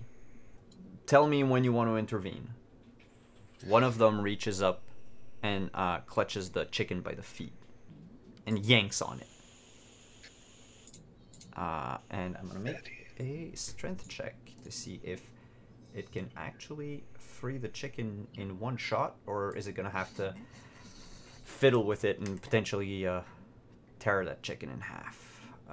Drowners. Kahir is ready to draw his sword, but doesn't want to be too hasty. All right. Steady. I feel like Ariel would sense it, and she would just give a gesture to Kier to not do anything. Just let it go for now. We need to follow it, not kill it. There'll be plenty of bloodshed later. In one fell movement, it tears the chicken off of the nail. Like, there's still a bit of flesh and feathers stuck around the nail, but it's got most of it in one hand. And it puts it in its mouth. And turns around to leave. And then the other drowner just tries to reach out for the bits of chicken around the nail, and then just stops and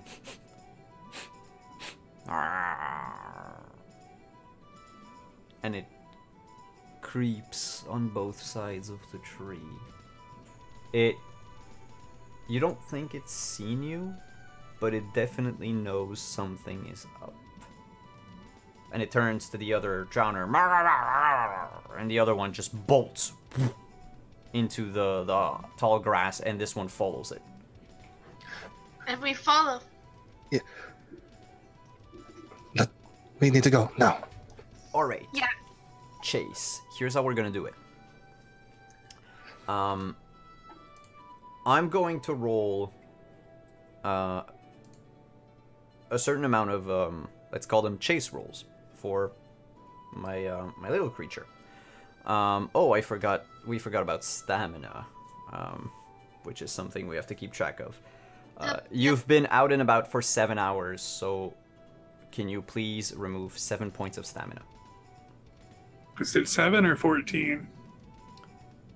It's 2. Is it 2 per hour or 1 per hour? I don't remember. I don't remember either. Let me just look up real quick. So while I'm looking up the rule, so that everybody knows about it, in The Witcher, it's 2 stamina points for 1 hour. So yeah, 14 points of stamina, please. So in The Witcher, your stamina goes down as you just do stuff, and you can also burn your stamina to perform more actions in combat and such. And of course, every time you engage into something that is physically demanding, like a chase, what we're about to do, you also burn like stamina more quickly. So here's how we're gonna do it then. They have a certain stamina score, a certain speed that they can run at. I'll add the two together, which will give me a total. And we'll say that this chase is, we'll do it in 3 turns. Like 3, whatever you want to call them, rounds or whatnot. And I'm going to ask all of you to roll an athletics check. Now, before you roll and before I tell you how it's going to work, I'm going to take... Or I want to know from you, do you try to stick all together, or do you leave the slackers behind? If one of you just doesn't run as fast or gets exhausted, do you leave them behind, or do you wait for them? Because this is going to alter your results. If you want to wait for the slowest, then I'm going to take the lowest result each turn. Because you wait for the... Otherwise, I'm not. But then, you know, the party might be split along the way. Edric won't wait. It's more important that they find the den first, and then regroup later if needed. Ariel's the same thing. Ariel's the same. All right, and Care? I agree. Okay. So, Ilona? I mean, I would wait, but I'm probably the slowest, so I'm realistically going to be the one that gets left behind. So, everyone roll body plus athletics. Body plus... and if your speed is your run speed, so you have a run stat on your sheet, do any one of you have a run speed higher than 18? I do. Oh. So... I'm fast. I'm sorry, I forgot how to calculate run. Run is It's your 5 times your no, 3 times your movement. Sorry. That's okay. Run is okay. So what's your HP? 45. 45. So your run speed is why is it not? Is your body 9? No, I'm sorry. Yeah, but it's I was looking at rec and not run. What's your speed stat? 8. 8. So your run speed is 24. Okay. Thanks. If you have more than 18 on your run speed, add a +3 to your athletics check. So we just. So are we running? So are we rolling athletics Yep. or body? It's body plus athletics, because athletics is based on body. Sorry, old. Athletics is based on dex. Oh, I'm sorry. So Yeah. it's dex. What am I Yep, it's saying? dex. Okay. Yeah, So roll. And we So get a just plus. +3 if your speed is higher. Yeah, Alright, +3. and I'm gonna take the slowest. 2, 3. 4. I mean, okay, if everybody else wants to go faster than me, then if everybody wants to not book it, that's fine. Do you want me to roll another d10? No. Because, I don't want to hold people back. Okay. Ilona's okay to just get lost. No. So I'll you'll see. Basically, right now, Kahir and Ariella took off running, and will potentially catch up to the Drowners next turn. The other two of you, so Ilona and Idric, you're probably going to get there around after or something. But you notice that the Drowners are going closer and closer to Bennek, which is very surprising. They don't seem to be afraid of people. And there is this abandoned dock near the village of Bennek, where sometimes fishermen would just tie their boats to. But it's sunk half into the river. And that's where they're running to. So they probably live hidden under that pier or whatever. I'm gonna ask all of you to make another roll.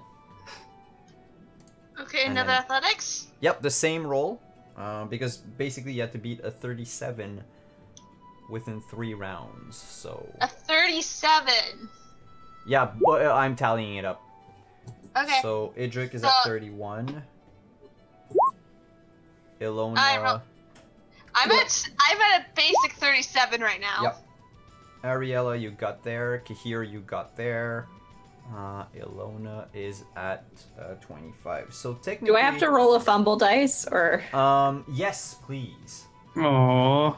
Oh no! But I'm at 50. Can't I just carry her along? You took off. You And did. We'll see Cursing, what happens. cursing the whole time. I hate it, but I know we have to do this. Yep. Because I. Oh. Oh All no! right. So here's what's Do I happening. just fall flat on my face? Yep. Yeah. Here's what's happening. Oh no! Ilona at some point missteps, and ooh, that's gonna be very, very loud. Shit. The soundtrack of my death. Yeah. At some point you misstep, and one of your feet just falls into the river. A section of the riverside that you thought was solid ended up just not being just a few inches deep, but actually many, many feet deep. And you sunk in the river, and as you fell, you also saw these two figures down in the river swimming just turn to you and charge in your direction. We're gonna go into combat. Can I make an awareness roll to see if I would have heard her? Ilona screams. So you can make a check to know before Ilona's turn, and all three of you can actually, those that aren't Ilona. Otherwise, as soon as Lauren plays, if she screams, everybody's gonna hear her. Alright. 15 is enough. 17 is enough. 20. Yeah, everybody hears the splash as you fall into the river. So, how do we go about doing combat in The Witcher? First, we roll for initiative, which is D10, followed by added to something that I don't remember. That's a D10 plus your reflex stat. Oh, that's gonna be so good. So I'm gonna add them here. Is it already factored on the sheet? Yeah, I think Oh so. yeah, if you roll for Why does it say 1 success? I don't know. Sorry, I clicked the wrong button. Oh, okay. No problem. Alright, so just roll this. Edric, here, and, Na, na, na, 19. and the Drowners. Alright. Okay. So, Ariella, you got 19. Yep, I sure did. Idric. You just got a nat 10. Yeah, there's no crit on initiative, but that's fine. Alright. Care. No, not Care. 12. Idric. Idric was 21. Idric was 19. 19 for Idric. Okay, sorry. Boy, I'm too used to Roll20 just doing the stuff automatically. Yeah. Yep, that's for sure. Ilona is at the 10. And It looks like you can like drag a token and attach it to the turn order in Oh, future. well, I mean, yeah, we'll do it some other time. Yeah, Yep. just later. I'll write everything manually for this time, and we'll just... what's their reflex? Ooh, that's a 7. And they've got a whooping 17. That means me and Idric could go first if we wanted to. Yeah, basically this is the turn order, which we should now see on... No, because the other... Of course. No, no one can see it. No, nobody can see it because it's over here. That's what happens when you use 2 different browsers. But anyway, so going off of that, Ariella and Idric, you both play at the same time. Whoever wants to go first can go first. I'm not picky on initiative order, like the minutiae of initiative order when it's the player's turn. So you notice Ariella and Idric as you turn around. Ariella, you were further out, but not too far out that you can't reach Lauren this turn. Ilona, sorry, this turn. And Idric, you were basically like almost next to her. You're not within arm's reach, but you could just go down into the river and pull her out if you wanted to. Like, you're close enough to do that. Ari, stay with the drowners. And I would like to use my turn to pull Ilona out of the river and into the tall grass and help her get up. Alright, that is going to be a skill check. I'm going to ask you to... Ilona, do you know how to swim? Is it something that Ilona would have learned over her long years of life? Over my many years of life, I don't think so, because it doesn't look like there's any real water in Dolblathana. Well, I mean, there are lakes. Just There are not lakes big and enough to stuff. fit on the world map. Oh yeah. You know what? No. Let's say no. That's more fun. Alright. Then, I'm gonna ask Ilona to roll an endurance check. Cool. And for Idric to roll physique. Come on, guys!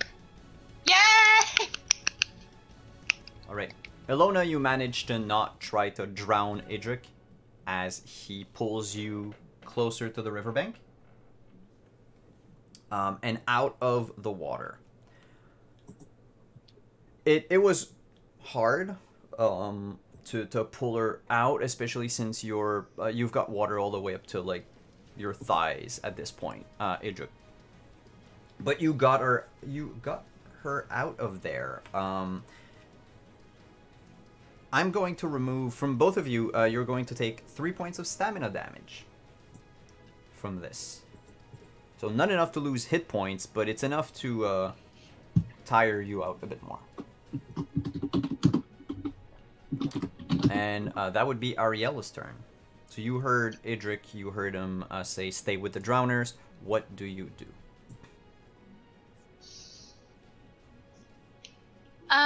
I think Ariella is going to kind of do what Idric said, because probably right that like someone has to catch up with the drowners, but she gets a little bit of doubt that she is kind of worried that the drowners might attack them. They're not properly prepared. So, like, how far am I from the drowners that are trying to come over to Ilana? I mean, you wouldn't be able to hit them with your swords because they're still sort of in the middle of the river. Okay. But you could spend your entire turn to go up to where Alona was, and wait. Like, ready yourself. Sort of like a ready action in D&D, basically. You could hold an action. You would only be able to make one attack, even using the fast attack rule. Only one. But you would have enough time to run up there, unsheath your sword, and just wait. That's exactly what I'm gonna do. All right. So you I'm not rush gonna up leave to... them behind. Cool. The drowners. 2 of them come out of the river. One of them might fall to your sword, Ariella. So make an attack roll. My silver sword, because they are monsters. So. Are How they would I- though? Are they monsters? Drowners. Yeah, I know, but remember we're playing with the Right. proper things. Proper. So you would right. know. You would know anyway. I'm just gonna tell you. I just need to. Susceptible to silver necrophages. Are they necrophage? No, they're not. They're not undead. Oh no, they are. Drowners are undead. Oh yeah. Yeah, they are undead because Oddly they. enough. So yes, it's silver. Are Yeah, they but- people that have been drowned? No, those are drowned dead. That's a different thing. Yeah, it's a common superstition that drowners are actually people that drown to death. How would I use it to attack since I can't use my steel sword? Like, how would I? Oh, roll so the roll to attack, you just make a melee roll. a melee roll? Okay. Yeah. All right. Melee. Oh, right here. Okay. Melee roll. Do I add anything to it, like a modifier? No, nothing. Just a regular melee attack? Yep. Okay. Eh! Damn. Well, I pretty gotta roll good. another d10, Wait, right? yeah, I'm you a get to little roll another jealous. d10. But so 29. 29! Yeah, but wait until what they roll. Yep, that's right. So, No, 14. So you rolled 15 higher, which means that this is a crit. oh! It is a deadly crit. So roll for damage and add 10 to that amount. Okay, just gotta know what The damage would be, for the silver sword, would be 4d6. 6 plus 12, because it's the plus 10, right? Yep, that's it. And it's got the +2 from your strength and all that. Yep. Yep. Oh, I did that wrong. okay. I'm so sorry. Sorry. And That's sure some damage. Well, you say that, but they do have a shit ton of hit points. Yeah. However, so critical, each of critical wounds inflict bonus damage and forces it to make a stun save. Yeah, okay, sure. Every time you score a critical hit, roll the appropriate critical wound table to see what extra harm. Let's just add a bit of flavor. Can you roll 2d6, please? me? Yep. Okay, I can do. And that'll tell me how you killed it. I rolled a 2. Dismembered leg. As it comes out, jumping out of the water, you just swung your sword and cleaved it at the hips. And the both halves of the drowner just splash in the water around you. The other one, though, will jump at you. Alright. And so they'll make an attack roll. So which defense are you using? So the way it works in The Witcher is that whenever someone makes an attack, you decide how you want to defend. You can dodge out of the way, though in this case you would have a small penalty because you're like half in water. Or you can try to parry the attack, either with the body part of yours or your weapon. Or you can try to simply block. Block is the easiest, but it's going to... Your weapon or your shield will take the damage instead. Where do I see parry on here? So parry is an attack roll, as if you were attacking it, but you take a penalty. It is an attack roll with a penalty of -3. But if you do succeed, you stagger your opponent. Alright, I'm gonna parry. Alright. And my attack is made at a +13. So I rolled 15. I don't know if this is gonna do it. Oh, it's not enough. Not enough. So the hit goes through. It's going to hit you on... the body part is... I'll take the roll from my d10, basically, and that would be in your torso. So straight in your chest, it sinks its claws in you and deals...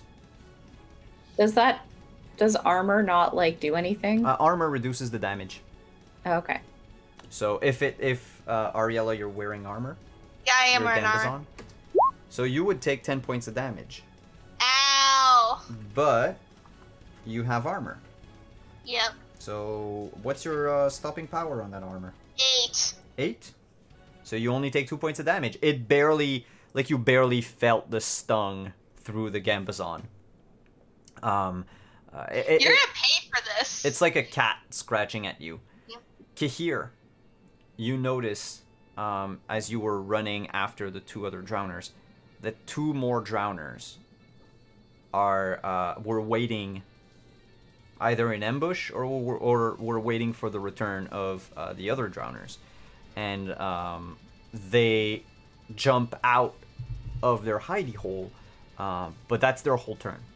Like, they had to, they spent their turn waiting for you to come closer and jumped out of hiding. And that would be now your turn to react. Okay. Well, I see the Witcher run away, and I curse again under my breath. And you also hear Ilona scream. I do. So I say, well, there's 3 of them over there, and 1 of me over here. I guess I draw my sword. So you said there's how many in front of me 2 now? Okay. Yeah, I guess I'll draw my sword, flourish it a bit, and can I, like, ready an action to see if they attack, or basically say, like, I will attack if they attack? Yep, that's called holding an action. Okay. And in this case, because you didn't need to move, you didn't need to spend any other actions or anything, are you holding onto a fast attack or a strong attack? Strong attack. Alright, strong does double damage but strikes only once, so you ready yourself, sword high, waiting for the inevitable attack. Ilona. Hi. Hi. Where am I? What am I? So you are wet and out of the river. Okay. Next to Idric, behind Ariella, who had just cleaved a drowner in twain. Am I, like, prone at all, or like okay? You're up. Okay. Yeah, I will take out my bow and arrow. And how many drowners are near me? So you have 1 drowner who's within close range of you, meaning that you wouldn't get any penalties. That's the one fighting Ariella. If you wanted to help Kahir, you could, but you would take a -2 to your archery test. Even though it's... Even with my, like... What's the range on it? My range on my bow is, like, 200. It's silly. Jesus.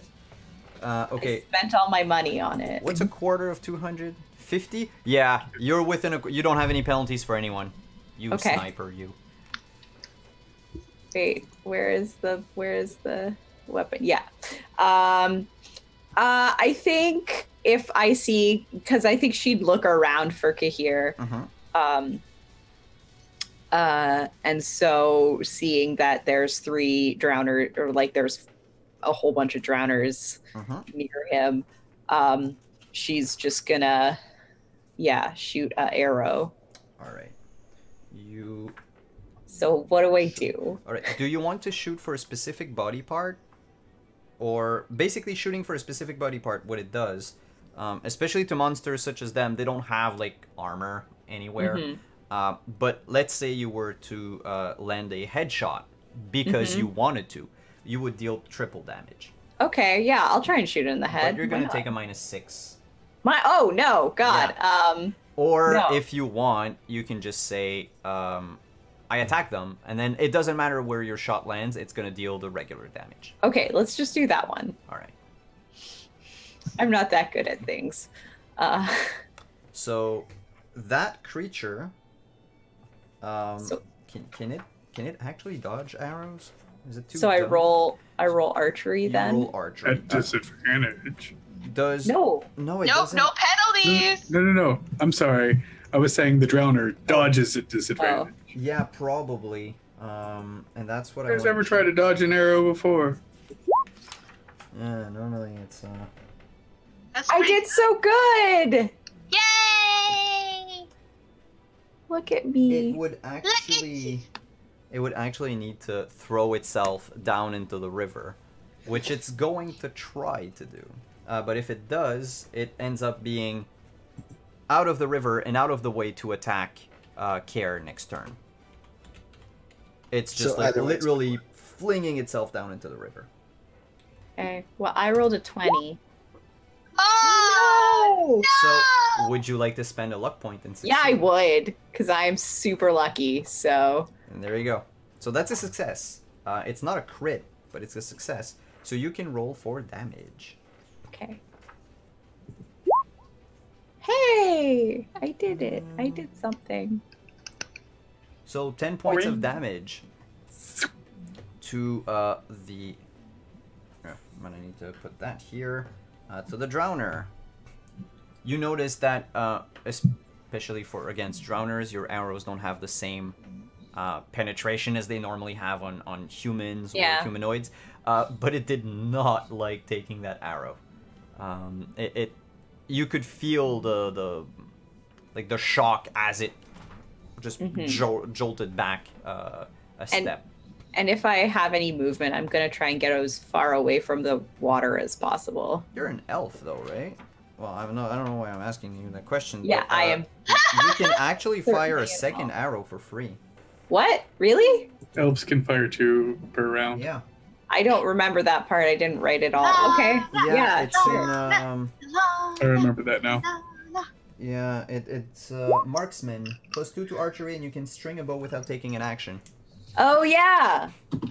I don't remember all of the rules. I only rolled a 13. It cannot dodge out of that other thing, so it's gonna use its regular thing, which is a 10. So you succeed. Yay. And at +3, that's not a crit though. Okay. But still. That's 9 points of damage. So 2 arrows sink in the Drowner as Ariella and Idric are about to act. Seeing the drowner go for the chest, Idric is just going to swear, "Damn it, Ari, I told you to get back." And then he's going to cast Ayenye. Anye, what does that do again? It is allows you to throw a ball of pure fire. I'll just post it in the thing, but it's a fireball, essentially. Copy. Small globe of fire from your hand. Hadouken! And it has a 75% chance of lighting the target on fire. Oh, Jeebus. Alright. And I know that they aren't fan of fire. I know this. Drowners are not fans of fire. That would be a +12. I'd have a +10 to dodge out because I'm staggered. So make roll your attack roll, which is your spellcasting check. Okay. Against a DC of 15. And it just makes it. 1 second, please. Yeah, roll an extra 10. Oh, no, it's yours. And you rolled a 10! Yep. Yay! So 32, that's a +17. That's a deadly crit. Roll 4d6 plus freaking 10. That's not a regular Hadouken. No. No, that's like I make he a went full Hadouken. Kamehameha. It's 27 points of damage. On Wow. the poor How do we thing. determine whether or not it lights on fire? Just roll a percentile check. If you roll a over a 25, it's caught on fire. Like just a D100, and if you roll over 25, it's on fire. Yeah, it's on fire. Engulfed in well, it's dead. One. And then it's on fire, and then the body falls into the water, and the fire just goes out. But yeah, Ariella, you barely had time to move out of the way as you saw this ball of white hot flame just strike the drowner in the face and just almost disintegrate it in an instant. There's a flash of light, a whoosh, and a wave of heat that hits almost Kahir from farther away. You can feel like someone lit up a bonfire nearby. But that was Idric's turn. Ariella, what do you do? There are still two drowners, one of which has thrown itself into the water, trying to dodge 2 arrows, which it failed. And the other one who's about to pounce on Kahir. Alright, so... The one that's in the river would be closer to you at the moment. Okay. You could get up to it and either make a fast or a strong attack if you wanted to. I want to make a strong attack against it. Alright. Do I do any penalties to it? It's a -3. Ugh. Let's do a regular fast attack then. So then you can make 2 attacks. It's going to try to dodge both. As much as it can, but it's, oh boy, needs to drain its stamina. Yeah, it still has a bit of stamina, but it won't be able to keep this up for long. Okay. So just Alright. roll the... Yeah, just roll your attack roll against the DC of 17. That is a failure on the first. Do you want to try it again for the second one? The second one would be a DC of 21. I don't think I could do it. Hey Simon, Yeah? what do you roll for attack? Is it your actual like sword skill? It's a sword plus reflex. Okay. So I think you're missing something from your sheet, Ariella. Let me look at your character sheet for a second. Okay, because I think there's something missing. Yeah, were you rolling? I was wondering. Yeah. Oh wait, because you're. No, you're not rolling the silver sword. Okay, on the I main am rolling the sheet. silver. Oh, you're. Oh no! It's. I said melee, but I'm sorry. It should be swordsmanship. Sorry. That's Yeah. why it was... My bad. It should be swordsmanship. Which so let's add a +6 to your first attack. That would be a 19. Not enough to hit. So roll damage for the first attack. Okay, so it's gonna be 46 plus 2. Yep.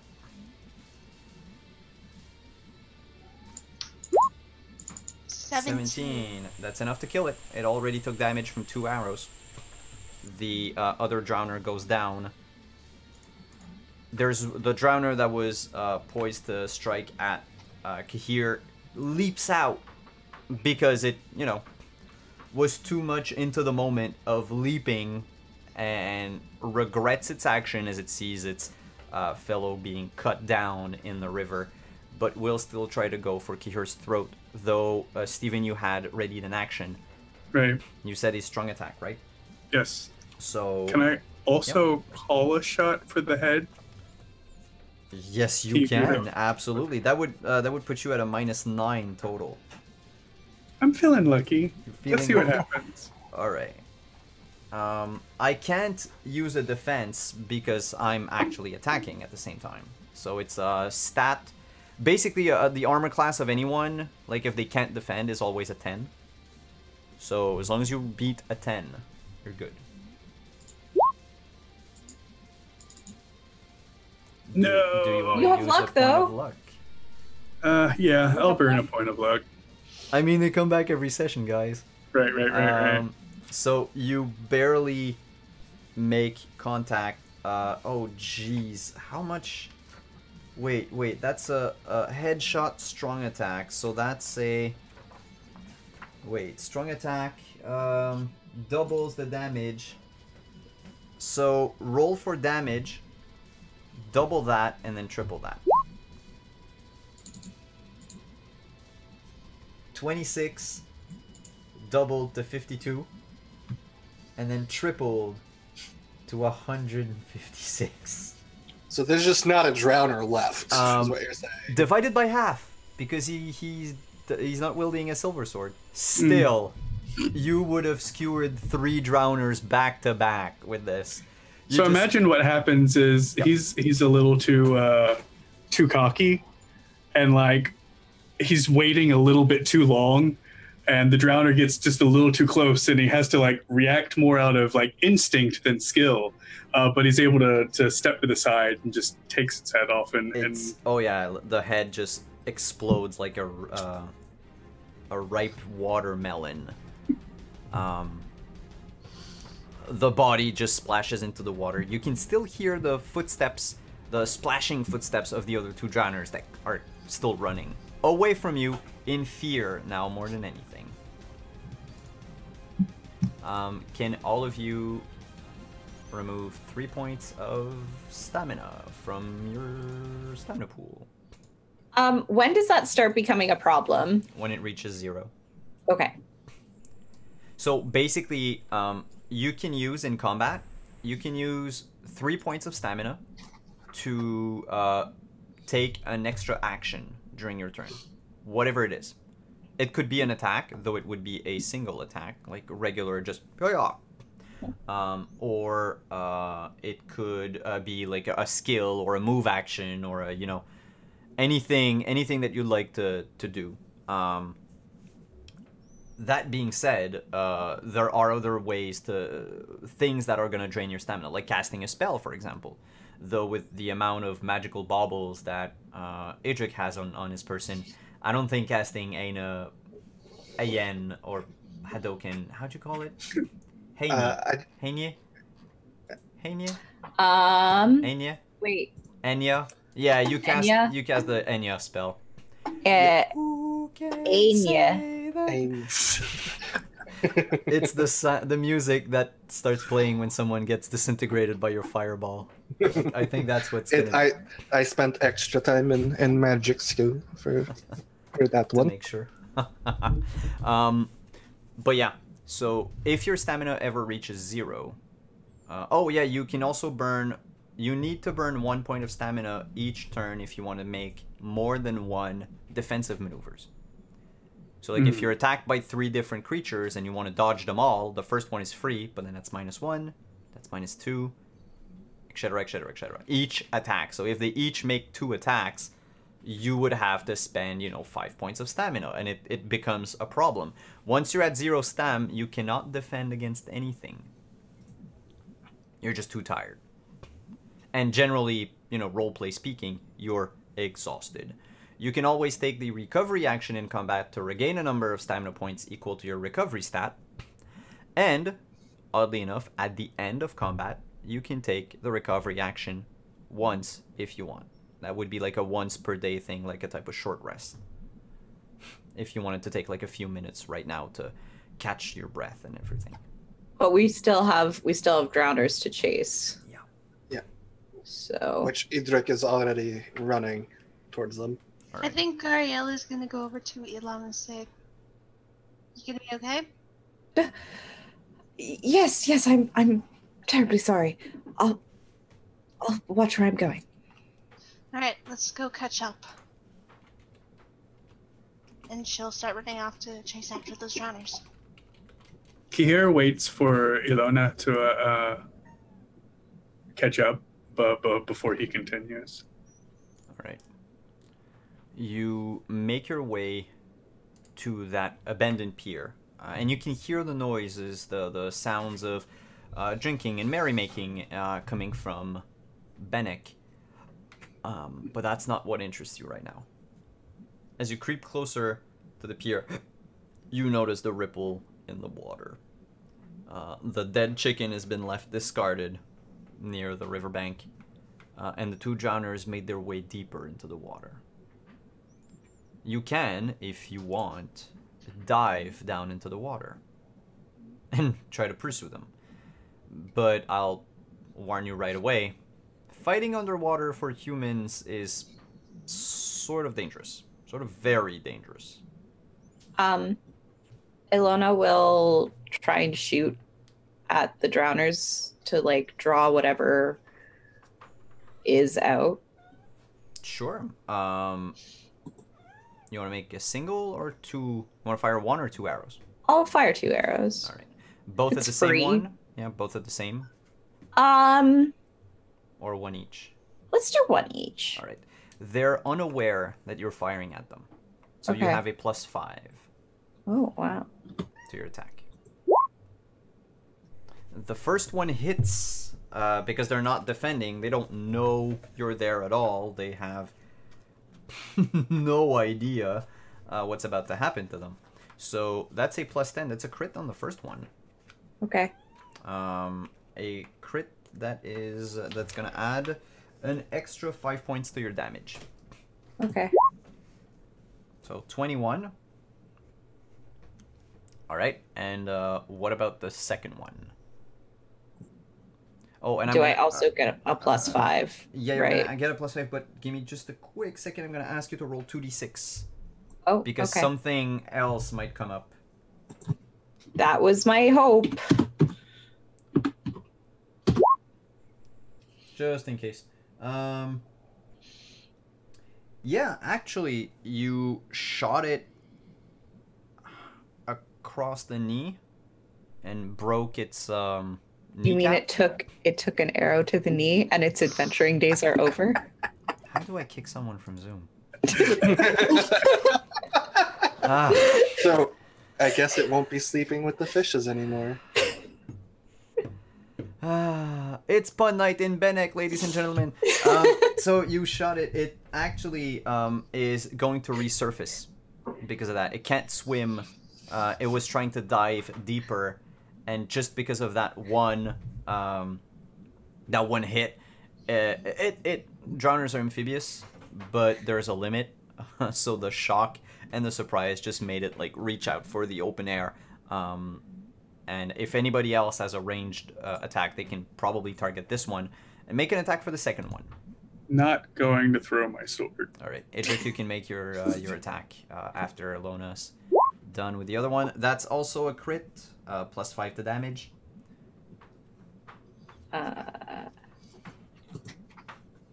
can't add the plus. Oh. Yeah, no, I can't add the pluses. It's okay. on That would this. be 16. That's a 16. All right, and Am I rolling another 2d6? another 2d6, yes, please.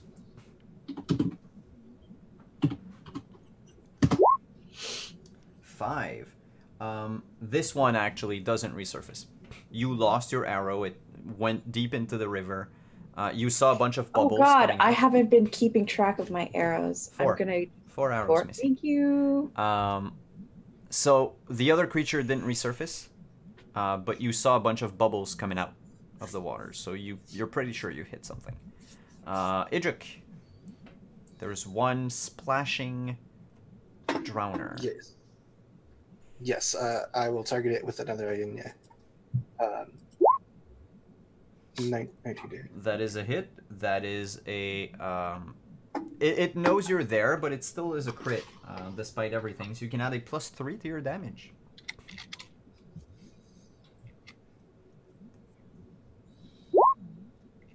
So 19.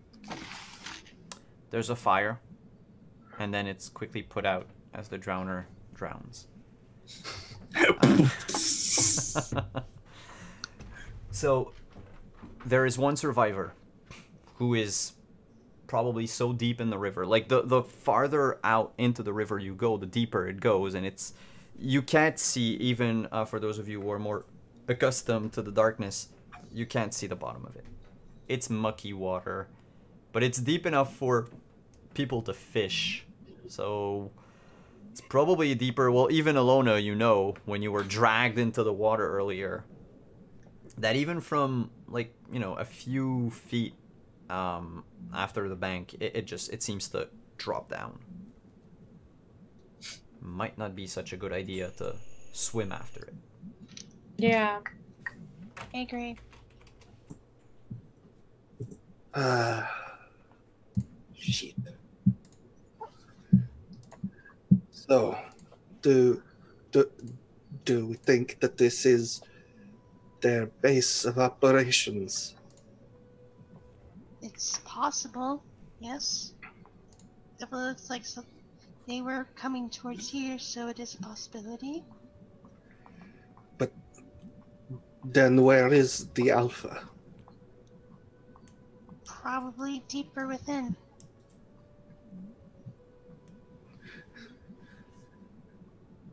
I don't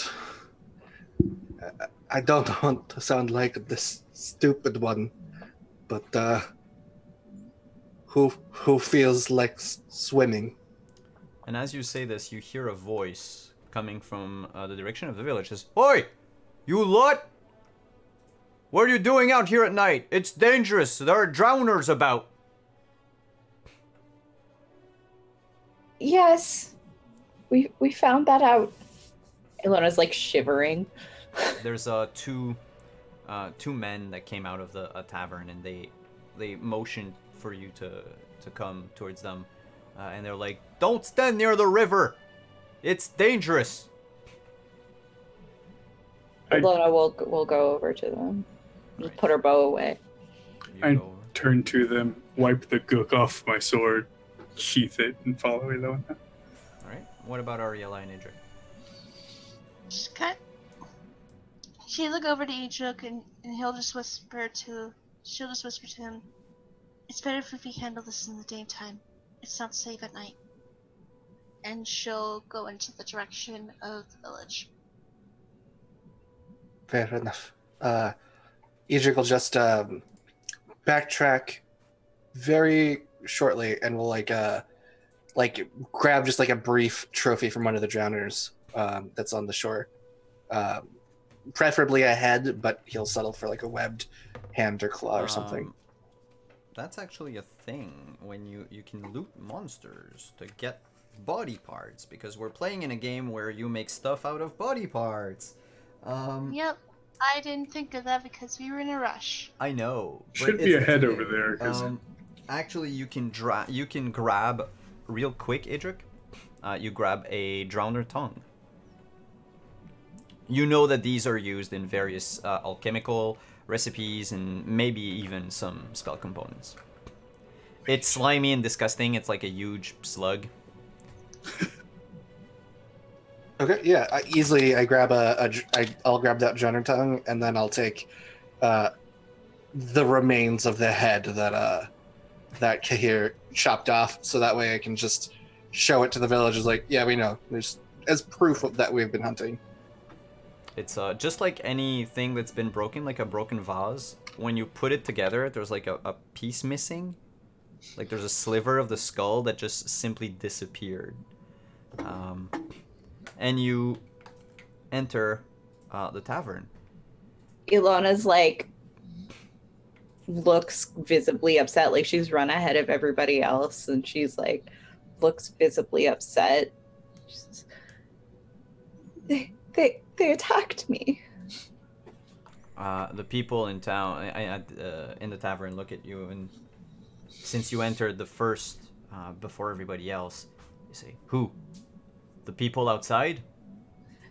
No, those monsters. The drowners. Oi, this isn't a time for anybody to be outside, says it's a female barkeep.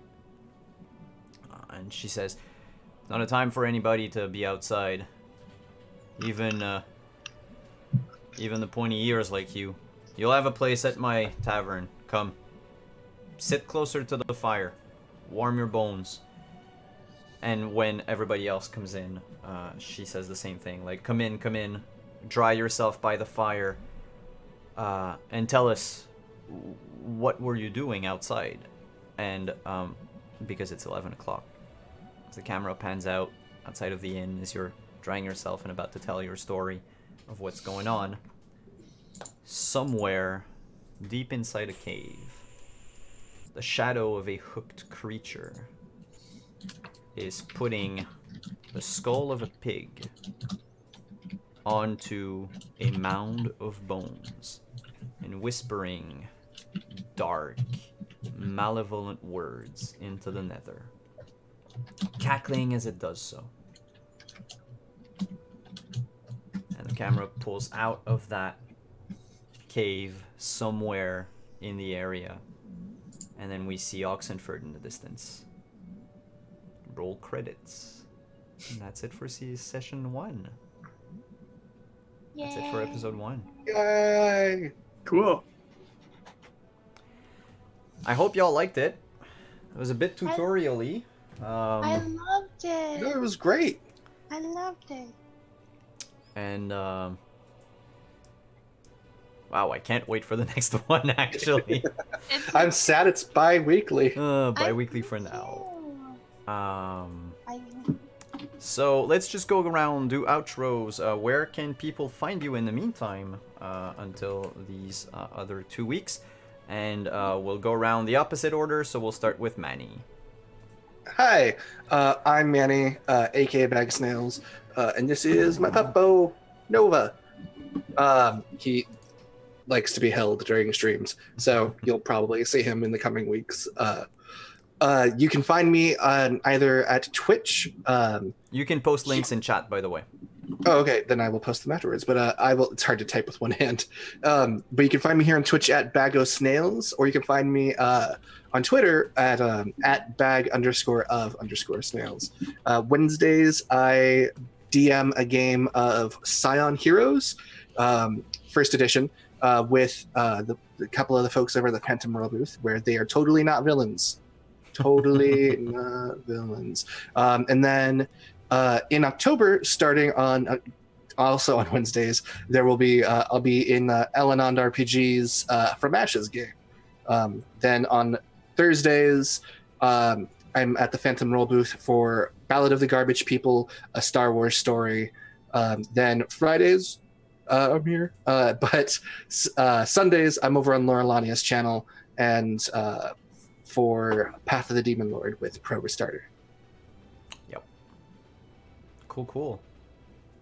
Jillian, where can we find you?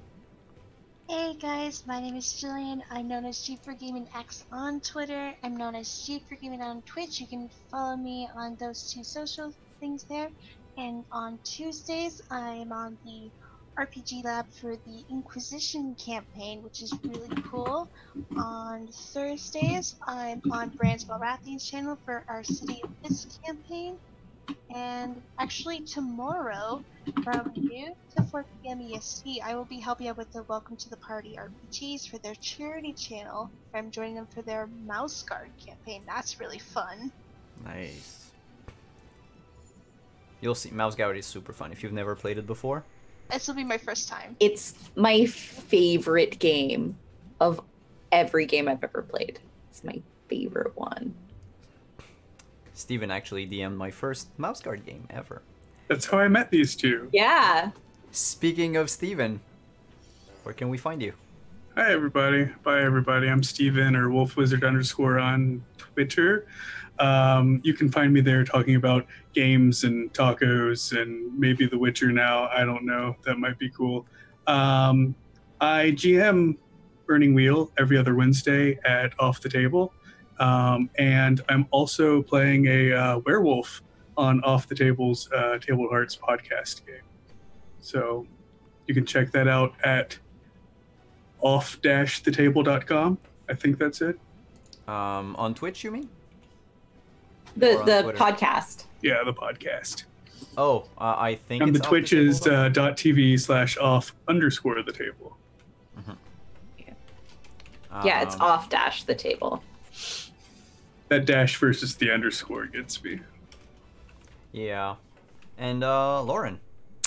Hi, I'm Lauren. I am JL_NiceGirl on Twitter. I play all sorts of games all over the place. But in the next few days, you can see me on twitch.tv/Pro Restarter playing Mouse Guard with Simon. And also this coming Sunday, I will be on twitch.tv/KatieFace playing the Miser Mammon, a one-shot D&D, where I have made my best D&D character that I've ever made in all of my D&D characters. It's going to be a total garbage fire. It'll be really fun. So check that out. Cool. And I'm Simon at wandering_DM. This is my channel anyway. I don't need to introduce myself or outro myself, but tomorrow morning, 11 o'clock EST, don't miss another episode of Age of Arcana, where a bunch of randos are gonna probably die in the wilderness. I don't know. They've done some stupid stuff so far, but they've just unearthed what is essentially the axe of the Dwarven Lords. So, party of level 5 people have an artifact. It's going to be weird. Otherwise, I hope you guys enjoyed The Witcher. I had tons of fun tonight, and I think we have very, very good chemistry, a very good group, and I can't wait to just put you guys through so much misery.